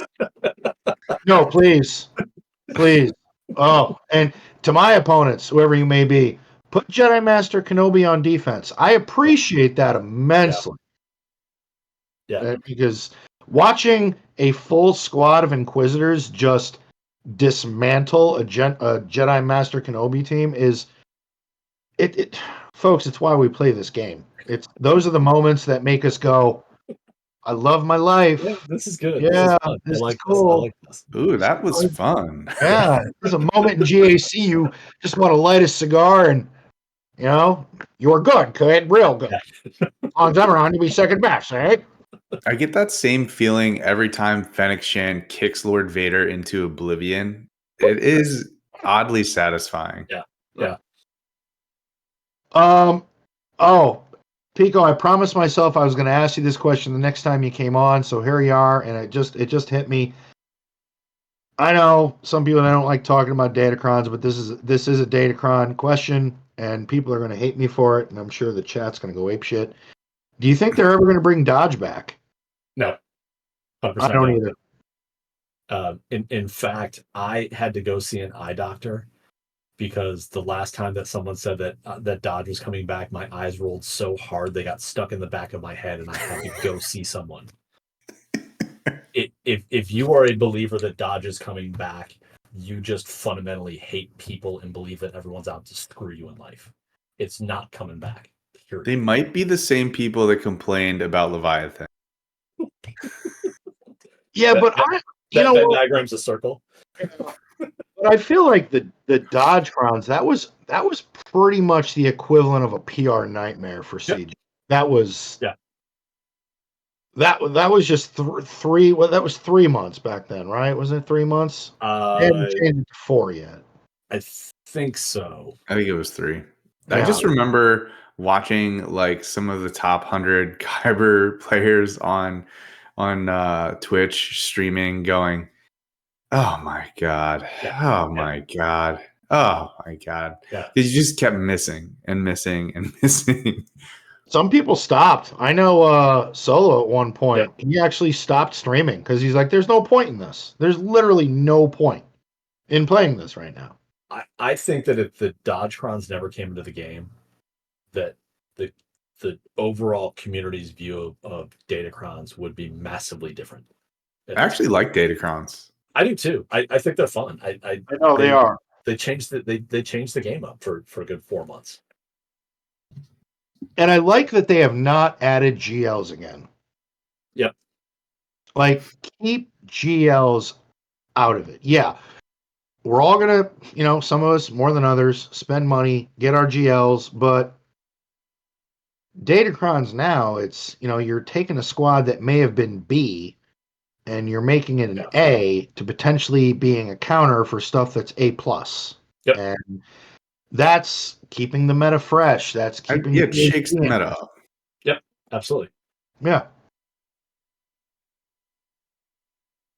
All right. Well, we're gonna leave Datacrons alone because God, I know how much people love talking about that shit. Oh yeah, Crafting Way already said something about Datacrons. So, Avant, you want to take us to viewer questions? Oh, I would love to. Please do. All right, let me get it up here. Yeah, still gotta bring up my dilemma because I don't know what the hell I'm gonna do. Even though I think earlier, I think Pico answered it already.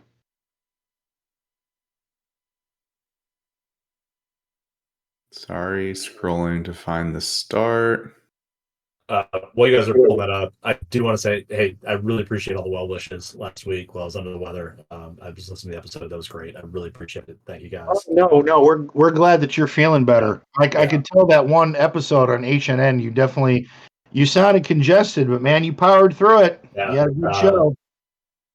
Who would have thought, Las Vegas is a breeding ground for COVID? I mean, that's a shock to me. I never expected that. Oh, not Vegas, not Sin City. Okay, so interesting enough, but our first viewer question is from PicoBurrito. Oh, all right. We didn't even do that on purpose. Pico says, would you rather have 4 fingers like Drogon or 6 fingers like Antonio Alfonseca? And for those who don't know, Pico posted a picture of this Mr. Alfonseca. He's a Phillies player, and he has 6 fingers on just hands. on both or hands. one. Yeah, both hands. Yeah. Okay. Yeah.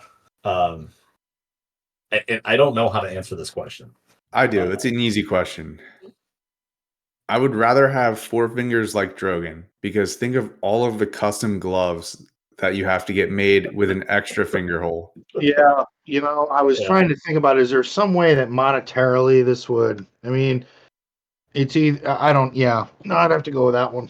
So I'm going to go with 4. Yeah, I think that's right. Look, Alfonseca was a decent pitcher over his career. He played for the Mets, which is where I know him from, but it clearly didn't help his curveball. It didn't give him any speed on his fastball. He was middle of the pack. I think 4's got to probably win in that case. Did he throw a forkball?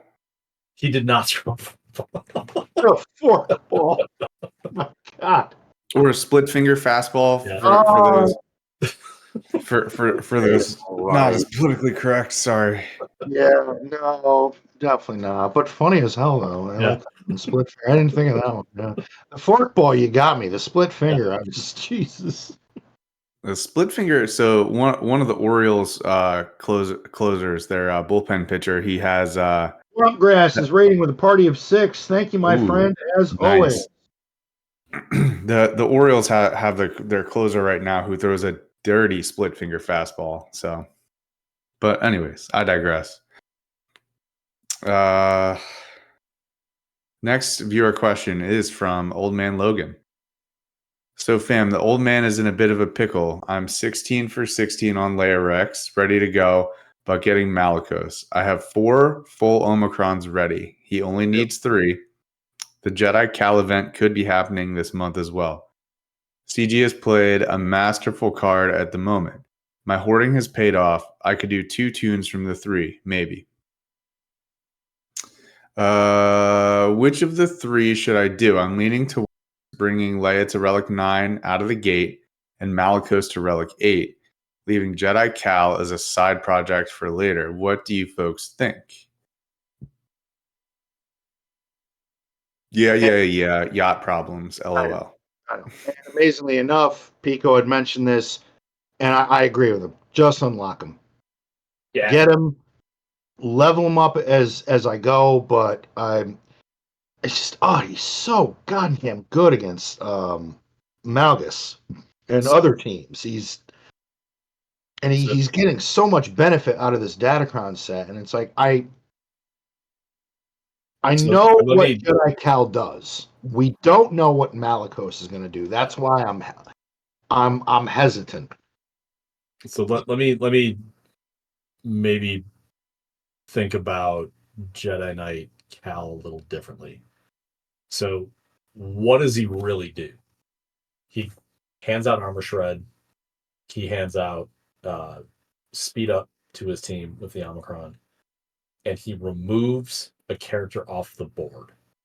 Yeah. But none of those things are actually dependent on relic levels.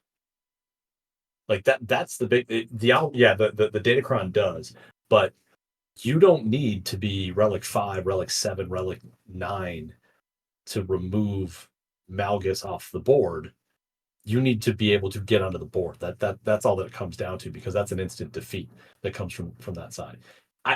He doesn't do a lot of damage. He does a lot of things. Is really what he brings to the table from that side. So, when I use him, if I use him under Jedi Master Luke, I'm calling Jedi Knight Luke is my main damage dealer on that team. He's just there, keep him alive long enough to take out the one priority target, and then it all falls down from that side. So it's the uniques and different things he brings to the team. Yeah.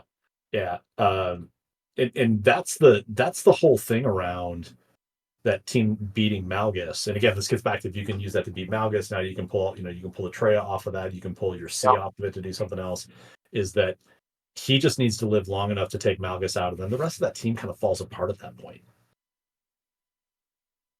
So it does. Get him to relic 3, get him to relic 5, and call it a day on that one. So you got anything else, Logan? No, and then I would just say, I mean, my first thought after reading Malicos's kit, I have 4 Omicrons ready to go. I could give him all 3. I don't know if I want to give him all 3. I kind of want to. I'm going to wait a week and see how it performs. I want to wait a week. Look at some testing, see what's going on, see how he does, and maybe make that investment at that point. I mean, I'm going to need an Omicron for the new raid that's coming up, because I'm going to invest in that, but I mean, do you think Malicos is a prime candidate for Relic 8? And do you think GL Leia is an automatic 9? 100%. Okay. Yes to both of those. Yeah. I think that she was borderline Relic 9 just by the fact of being a tank. The fact that she's got true damage based on her total health. Yeah. That's you just gotta bump that up. So all right. Yep. Well, that's all I had for that question. Thank you much. Next question is from Aussie Mike. Unrelated question. Do you guys find it easier and fun/enjoyable to use off-meta counters for GLs? Or are you happy to trade GL for GL? Oh, no. I love off-meta counters of GLs. Yeah. It's great. Because when it works, you feel good. You're like, yeah, you're just, gotcha. Now you need that GL for something else. I do the off-meta stuff sometimes, and then other times I'm like, you know what? I just need to beat this. I'm going to use my GL.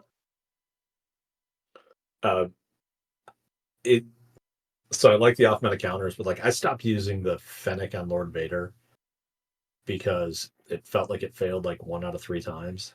Mm-hmm. It always felt like when it fails, I lose the match. Yep. So I started, I started going back. Look, I said it earlier, I'm a bigger fan of putting teams on defense that are going to pull a Galactic Legend regardless. That's the way that I like to look at it, because if I don't set 5 Galactic Legends and you bring 5 Galactic Legends on offense, you now have to figure out which 5 teams of mine you're going to overkill, and then hope you don't screw up with something on the back and you've got something still left to kind of take out some of those other teams. And that's where, I still don't know how. I got last 5v5, I got 13 holds with Saw in the last round. That's nuts. It was a thick cron. I think it's the only thing. But the only reason why I think that I was able to do it is that people used Galactic Legends on the first round, and then they didn't have anything left on the other side because they also had stacked a bunch of their characters up, on defense on that side. So it was still the dregs that were the back half.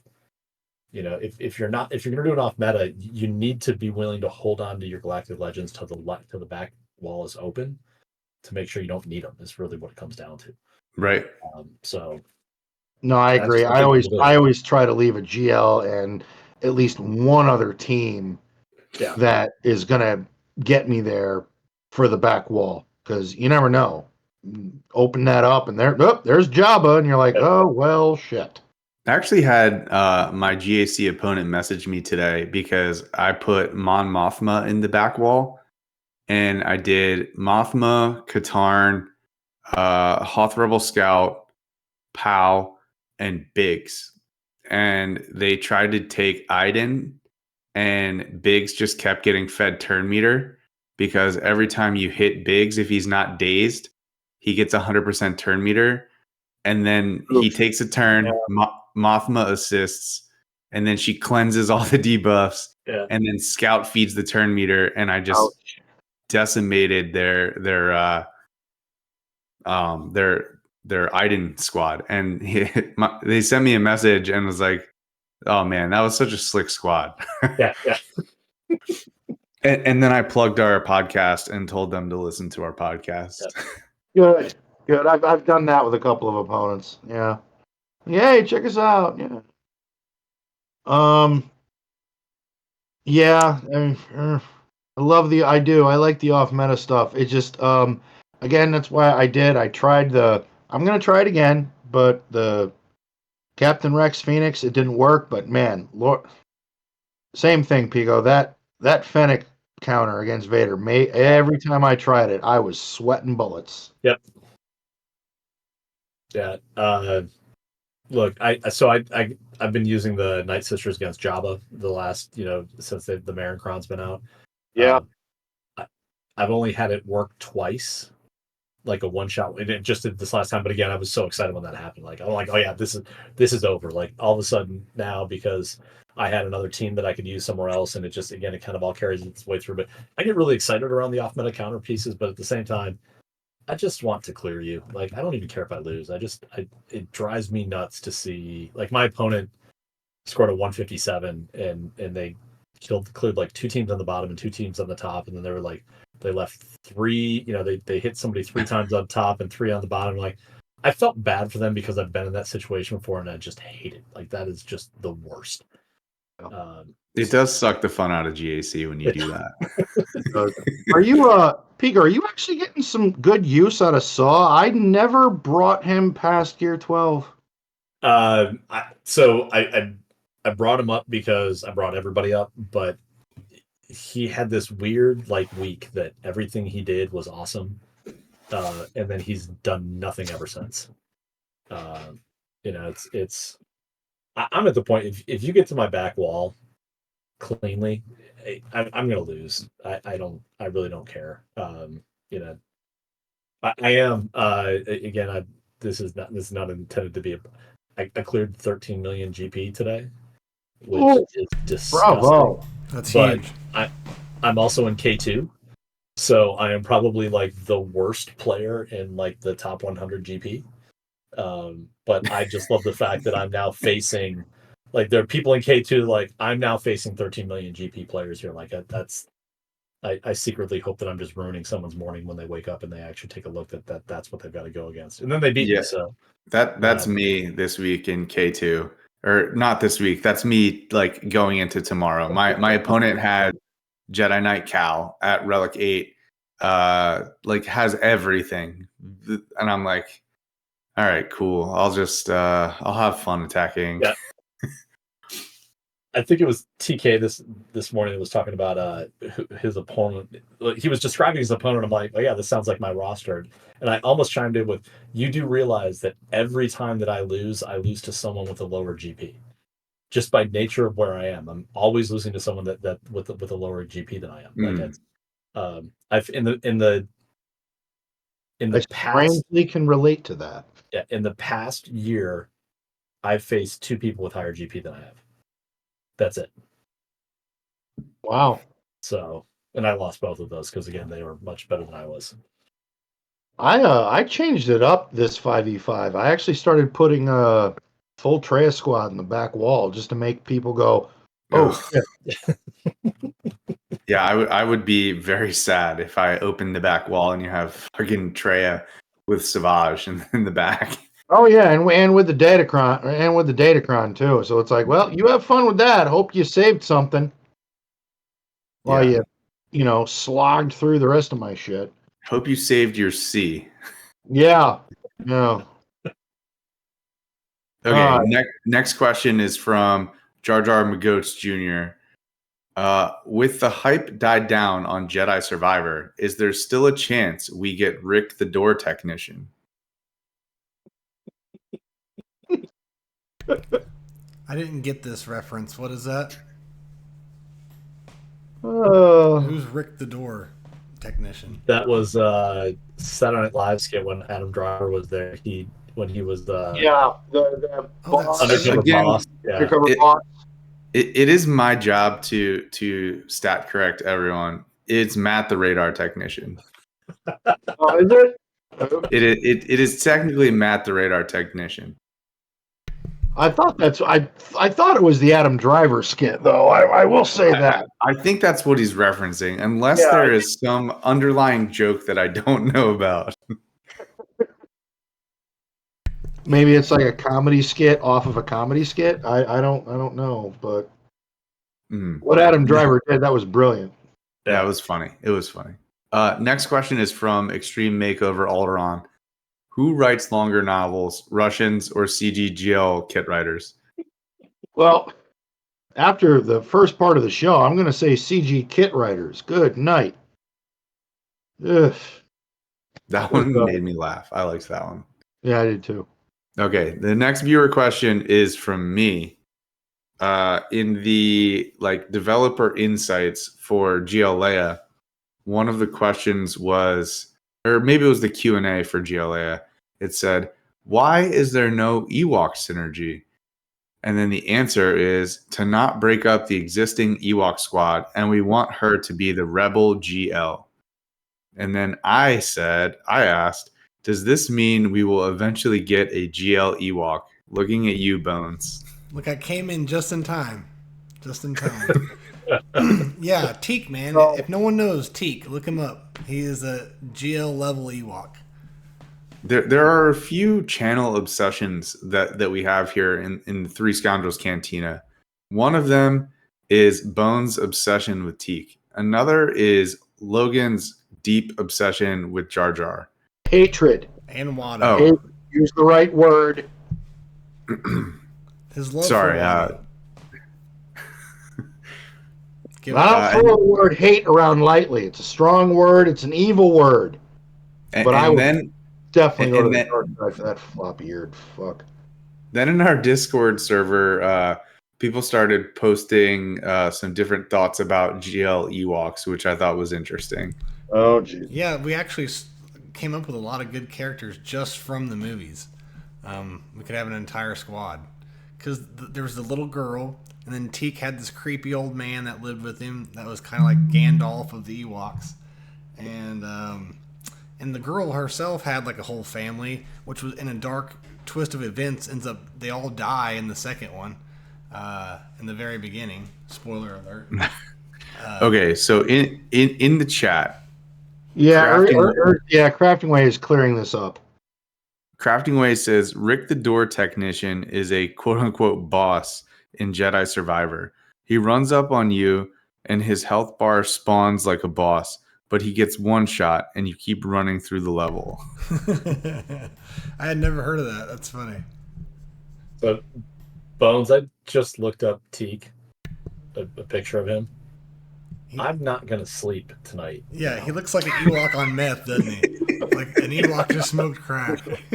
All right, you know what? Now you've just sparked my curiosity. I'm on this. No, Pico. So if you don't know who Teak is, you have to watch. Like, don't watch the whole thing because it's really, really bad. It's really bad.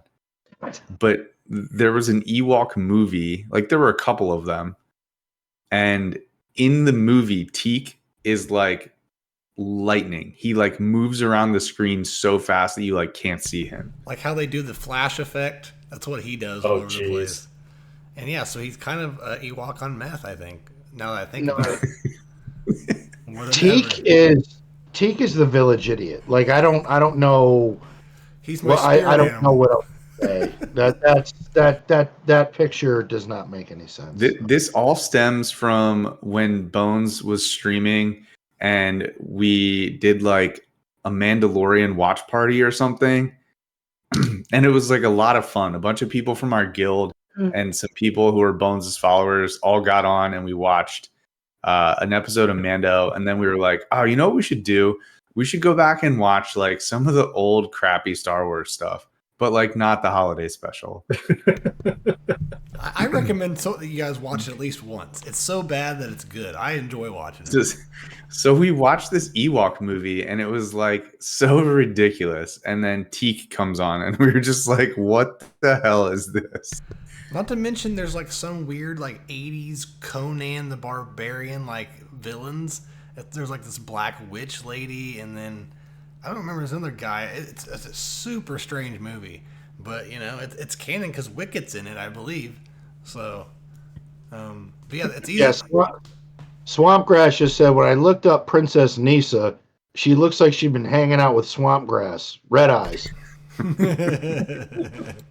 Yep, I think her and Teak have the same, go-to guy, if you will. Yeah.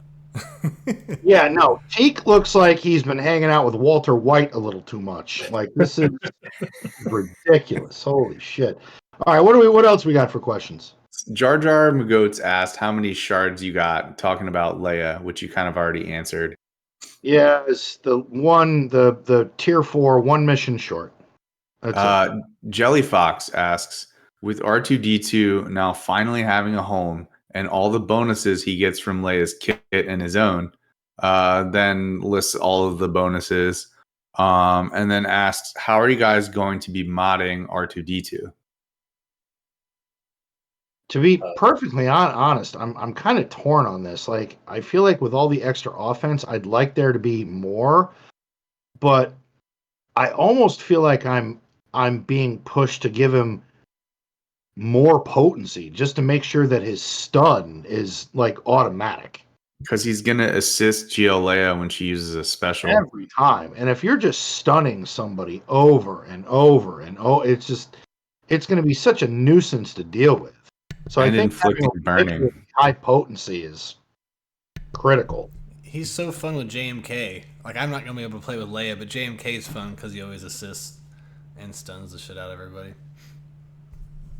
Well, what do you think, Pico, for R2? Yeah, I'm looking at him right now, and what I have. I don't know. I honestly, I think I'm probably going to leave him where he is right now, which is the speed and the health set. I think the way that the Leia kit functions, I don't think you need to boost his offense. I think Leia's going to ramp everyone up. Well, and remember, he gets 75% offense on top of that. So, like, he's sitting at we'll call it 6,500 physical offense. He's a physical character, right? Or is he special? I think he does. I'm looking that up right now too. I think he might be physical on the basic and special on the special. Yeah, special for burning, physical for his basic. Yeah. So he's I've got him at 10,000 special offense, which means with the 75% she gives him, that's 17,000 special offense. Pretty good. Special. Mine's at 10,000. The potency is 87. Yeah, my potency's low. I don't have enough potency mods to put him on Drogon and all these other characters that I need right now is the problem. But he's gonna get plus 75% potency, so like you don't really need to add more potency. Yeah, but 87, he's gonna be sitting on like well over 100. So, and they did say in the notes that Leia's bonuses to R2 apply before number crunch applies to the rest of the squad. Yes.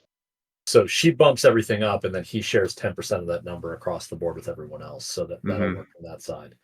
Jesus, that is a shit ton of stats moving around. He might be good with an offense and a health set, or a speed and a health set. Yeah. I worked on his speed a little bit because I liked where his potency was. I had to move some things around because he was just over 300 and I wanted him a little faster. I think now he's at like 320, and I think with an extra 40 with her lead, I think 360 is quite sufficient. Yeah, so for me, he's one of those characters that has his overall stats or his overall mod quality has dropped over the past, couple of years as new characters have come into the game, and I've had to kind of push some of them down. So, yeah, I don't know. I'm sorry. R2 gonna burn down Endor. I'm very distracted by the picture you just shared, Pico. What picture do you? What do you share? What do you do? It's in the podcast questions and comments. No. Yeah. Yeah.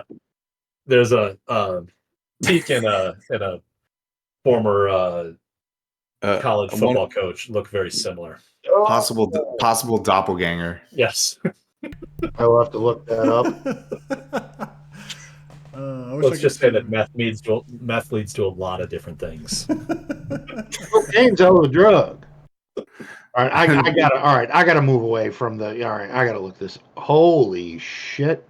I'm just saying. Yeah.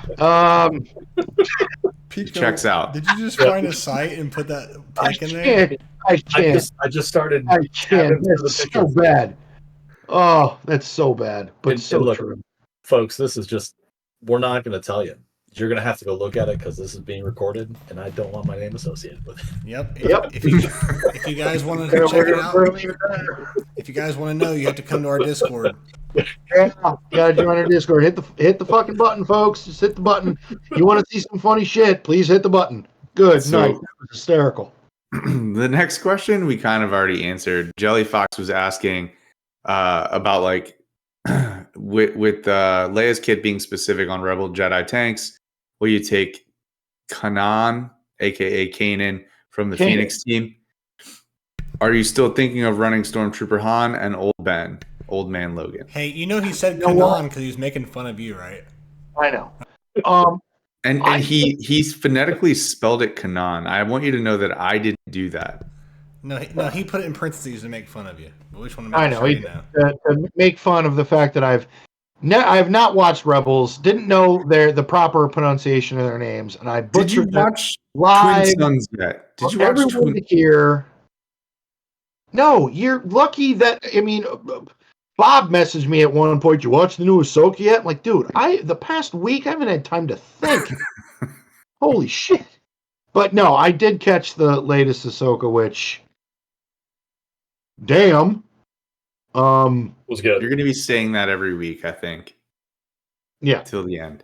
Yeah, but I think at some point I am going to test from my own eyes. I am going to throw Stormtrooper Han in there at some point and I just want to.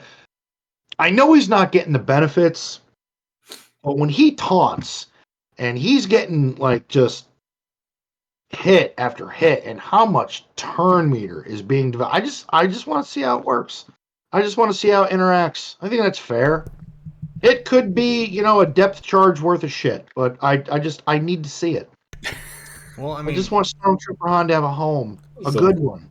Let me float one more idea. Go ahead, Bob. Sorry, go ahead. No, I was just saying there's not a real correct fifth, is there, in the team yet? No. Yeah, so you try it out, man. So I'm going to float one out there. Hear me out. It's Admiral Akbar. For no other reason than he's required in the raid, which means you want to bring him up in relic levels so you can actually use him to score some points. He's actually the only character, if you break down all the rebels, he's the only character that is in the list that also can fit into Leia's squad outside of like, there's Rex. There's like Rex is kind of one of those. It's like some of the Phoenix ones that you may use somewhere else. So it's going to be Admiral Akbar only because you're maximizing your relic usage. The Leia team itself reminds me of kind of the new Phoenix team with Rex. It's kind of like, I wonder if it depends on what you're taking on. Yeah. And so you're probably going to slot something into that fifth. And I was thinking Princess Leia, because I don't know what you guys discussed earlier because I wasn't here. But I was thinking Princess Leia because when I saw that stealth buff that Leia gives off, I wondered if, Princess Leia might benefit from that. So I wish I had her so we could all try this out, but we're at the mercy of everyone else. I will have to say, hold on. I just looked up Admiral Akbar, and having tactical genius, that could be interesting. What does it do again? Akbar grants each ally tactical genius effect. The first ally to use a special ability while they have this effect gains 100% turn meter and recovers 30% of their max health. That sounds like fun. So, Drogon hitting again almost immediately? Yeah. Nice call, Pico. That's something I never thought about. Yeah, I mean, that's a possibility. It's a trap. You know what? I'm not going to say anything else. Damn. Caught us. Totally caught us. Well played, sir. Well done indeed. Next question. TK asks, do you guys golf? What is your handicap? I'm a 15. My handicap depends on how many beers I have by the 8th hole. So, I don't really know. Depends on how I feel that day. But yes, I do play golf. I suck at anything that involves sports, so I do not play.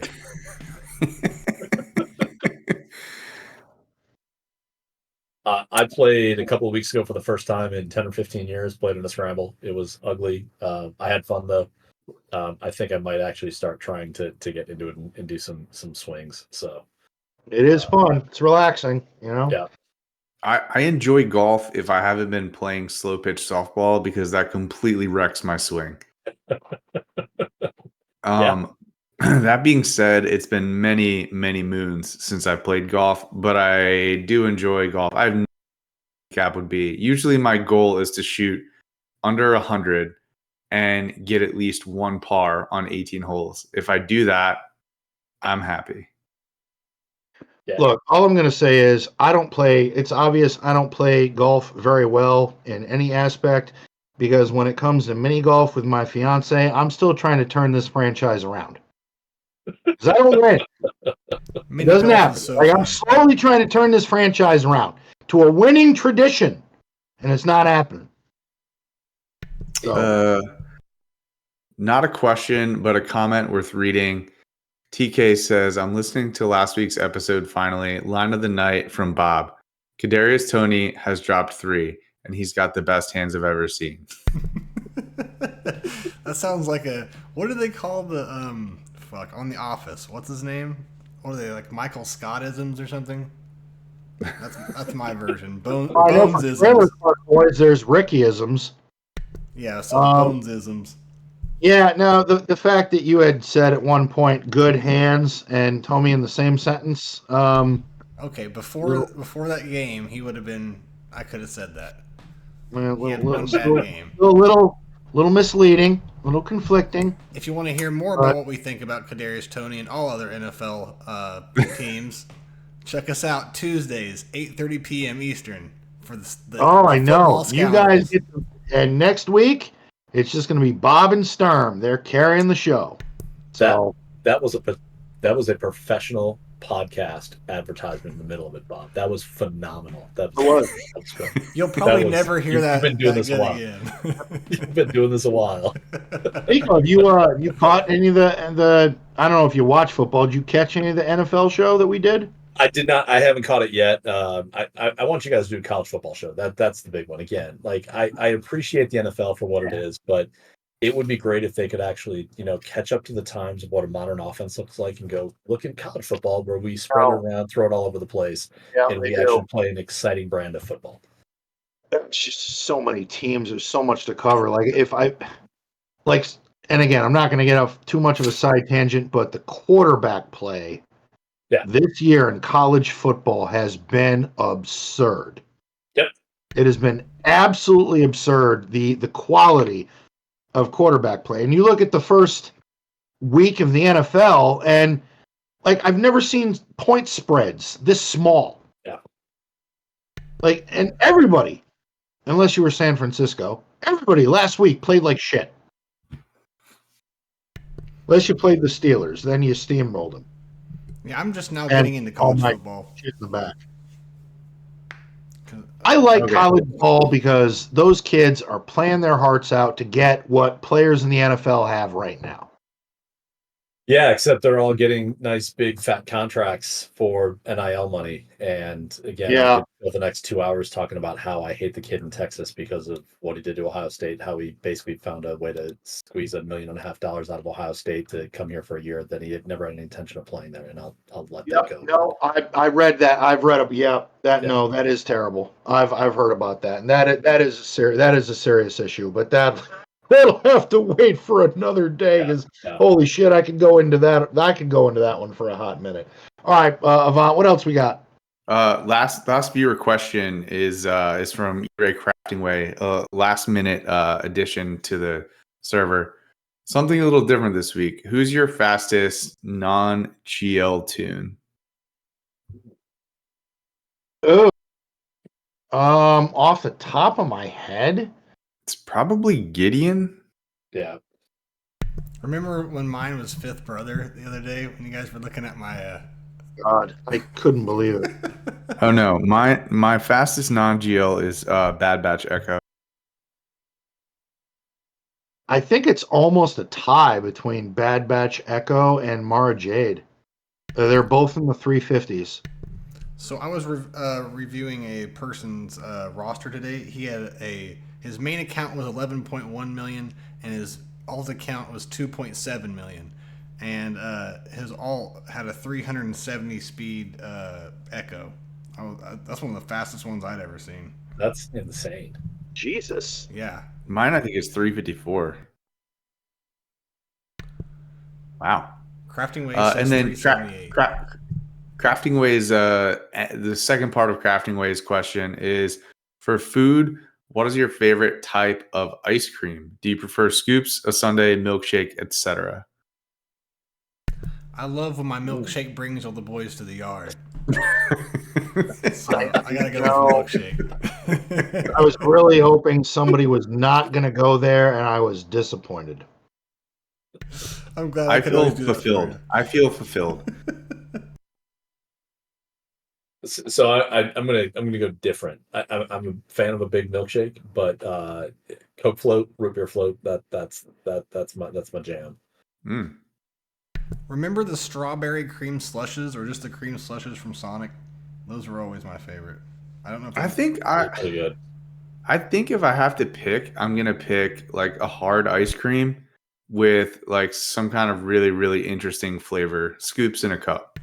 So what do you mean by hard ice cream? So there's soft serve and then there's hard. Yeah. There's Oh, okay. The hard ice cream is like we get to scoop out with a spoon. Gotcha. Yeah. Okay, yeah, you have to put it underneath the faucet for a second. You know that trick? Yeah, I suppose, but no. You put the spoon in the faucet in the tap waters for a second, and then you can scoop it easily. Yeah. Oh, yeah. Okay, that's not what I. But yes, that makes perfect sense. No, I've never been a big fan of like some of the harder ice creams, the thicker ones like Death by Chocolate or cookie dough. I don't eat ice cream in the winter. I don't know, it's just silly to me. If I do eat ice cream, it's usually during the summer when it's really hot, and I'm more of a sherbet kind of guy. I like something light. Yeah, so vanilla root beer float, vanilla Coke float, or you can do like cookies and cream because the point of it is a little bit melts then into the soda. So you get like vanilla Coke coming out of it that way, and then you get the chunks down on the bottom where it kind of just soaks all up the soda and the vanilla flavor coming out of the cookie dough and stuff, and that's the way to go. Oh yeah. All right. Well, that'll do it for the viewer questions. All right. So it's probably that time to start closing down the show. I will say, quick show note, just a reminder to everybody. Next Thursday, Avant and Bob will be holding down the fort. I am this Saturday, signing my life away. I'm sorry, getting married. No, it's going to be a good time. It's better late than never. I really did find somebody that I'm very much looking forward to spending the rest of my life with. I mean, come on. When you find a woman that enjoys watching football as much as you do and actually participates in the picks that we do on our football podcast, you know you got it made. Like, Yep. So She's a keeper. no, she's a keeper. So Avant and Bob will be holding it down next Thursday, and then Bob and Sternbach from Good Morning Korriban will be holding down our NFL podcast. But you folks are still going to get my picks and the results for bragging rights for the week.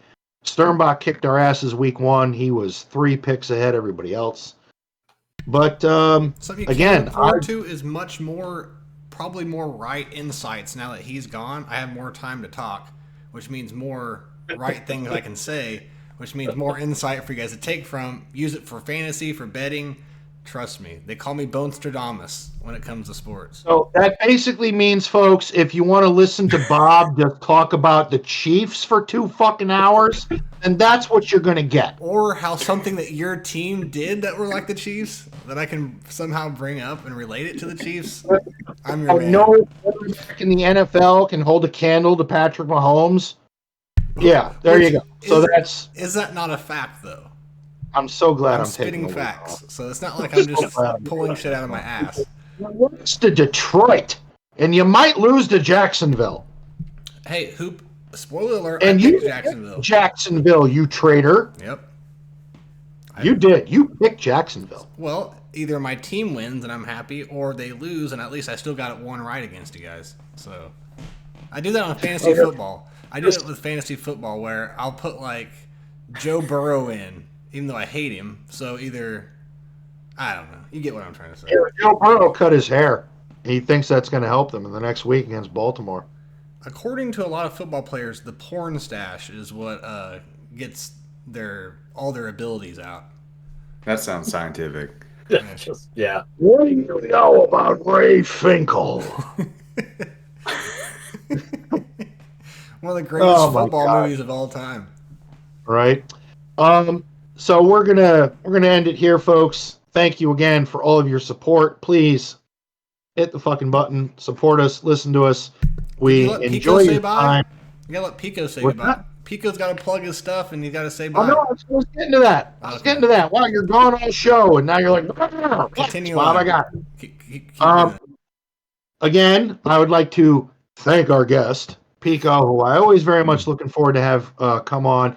Pico, please let everyone else know where they can find you, the show that you do, and pimp your stuff, man. Yeah, thank you. So first of all, guys, thanks for having me. This was a blast. I needed a laugh this week. It's always a ton of fun when I'm out here. Appreciate it.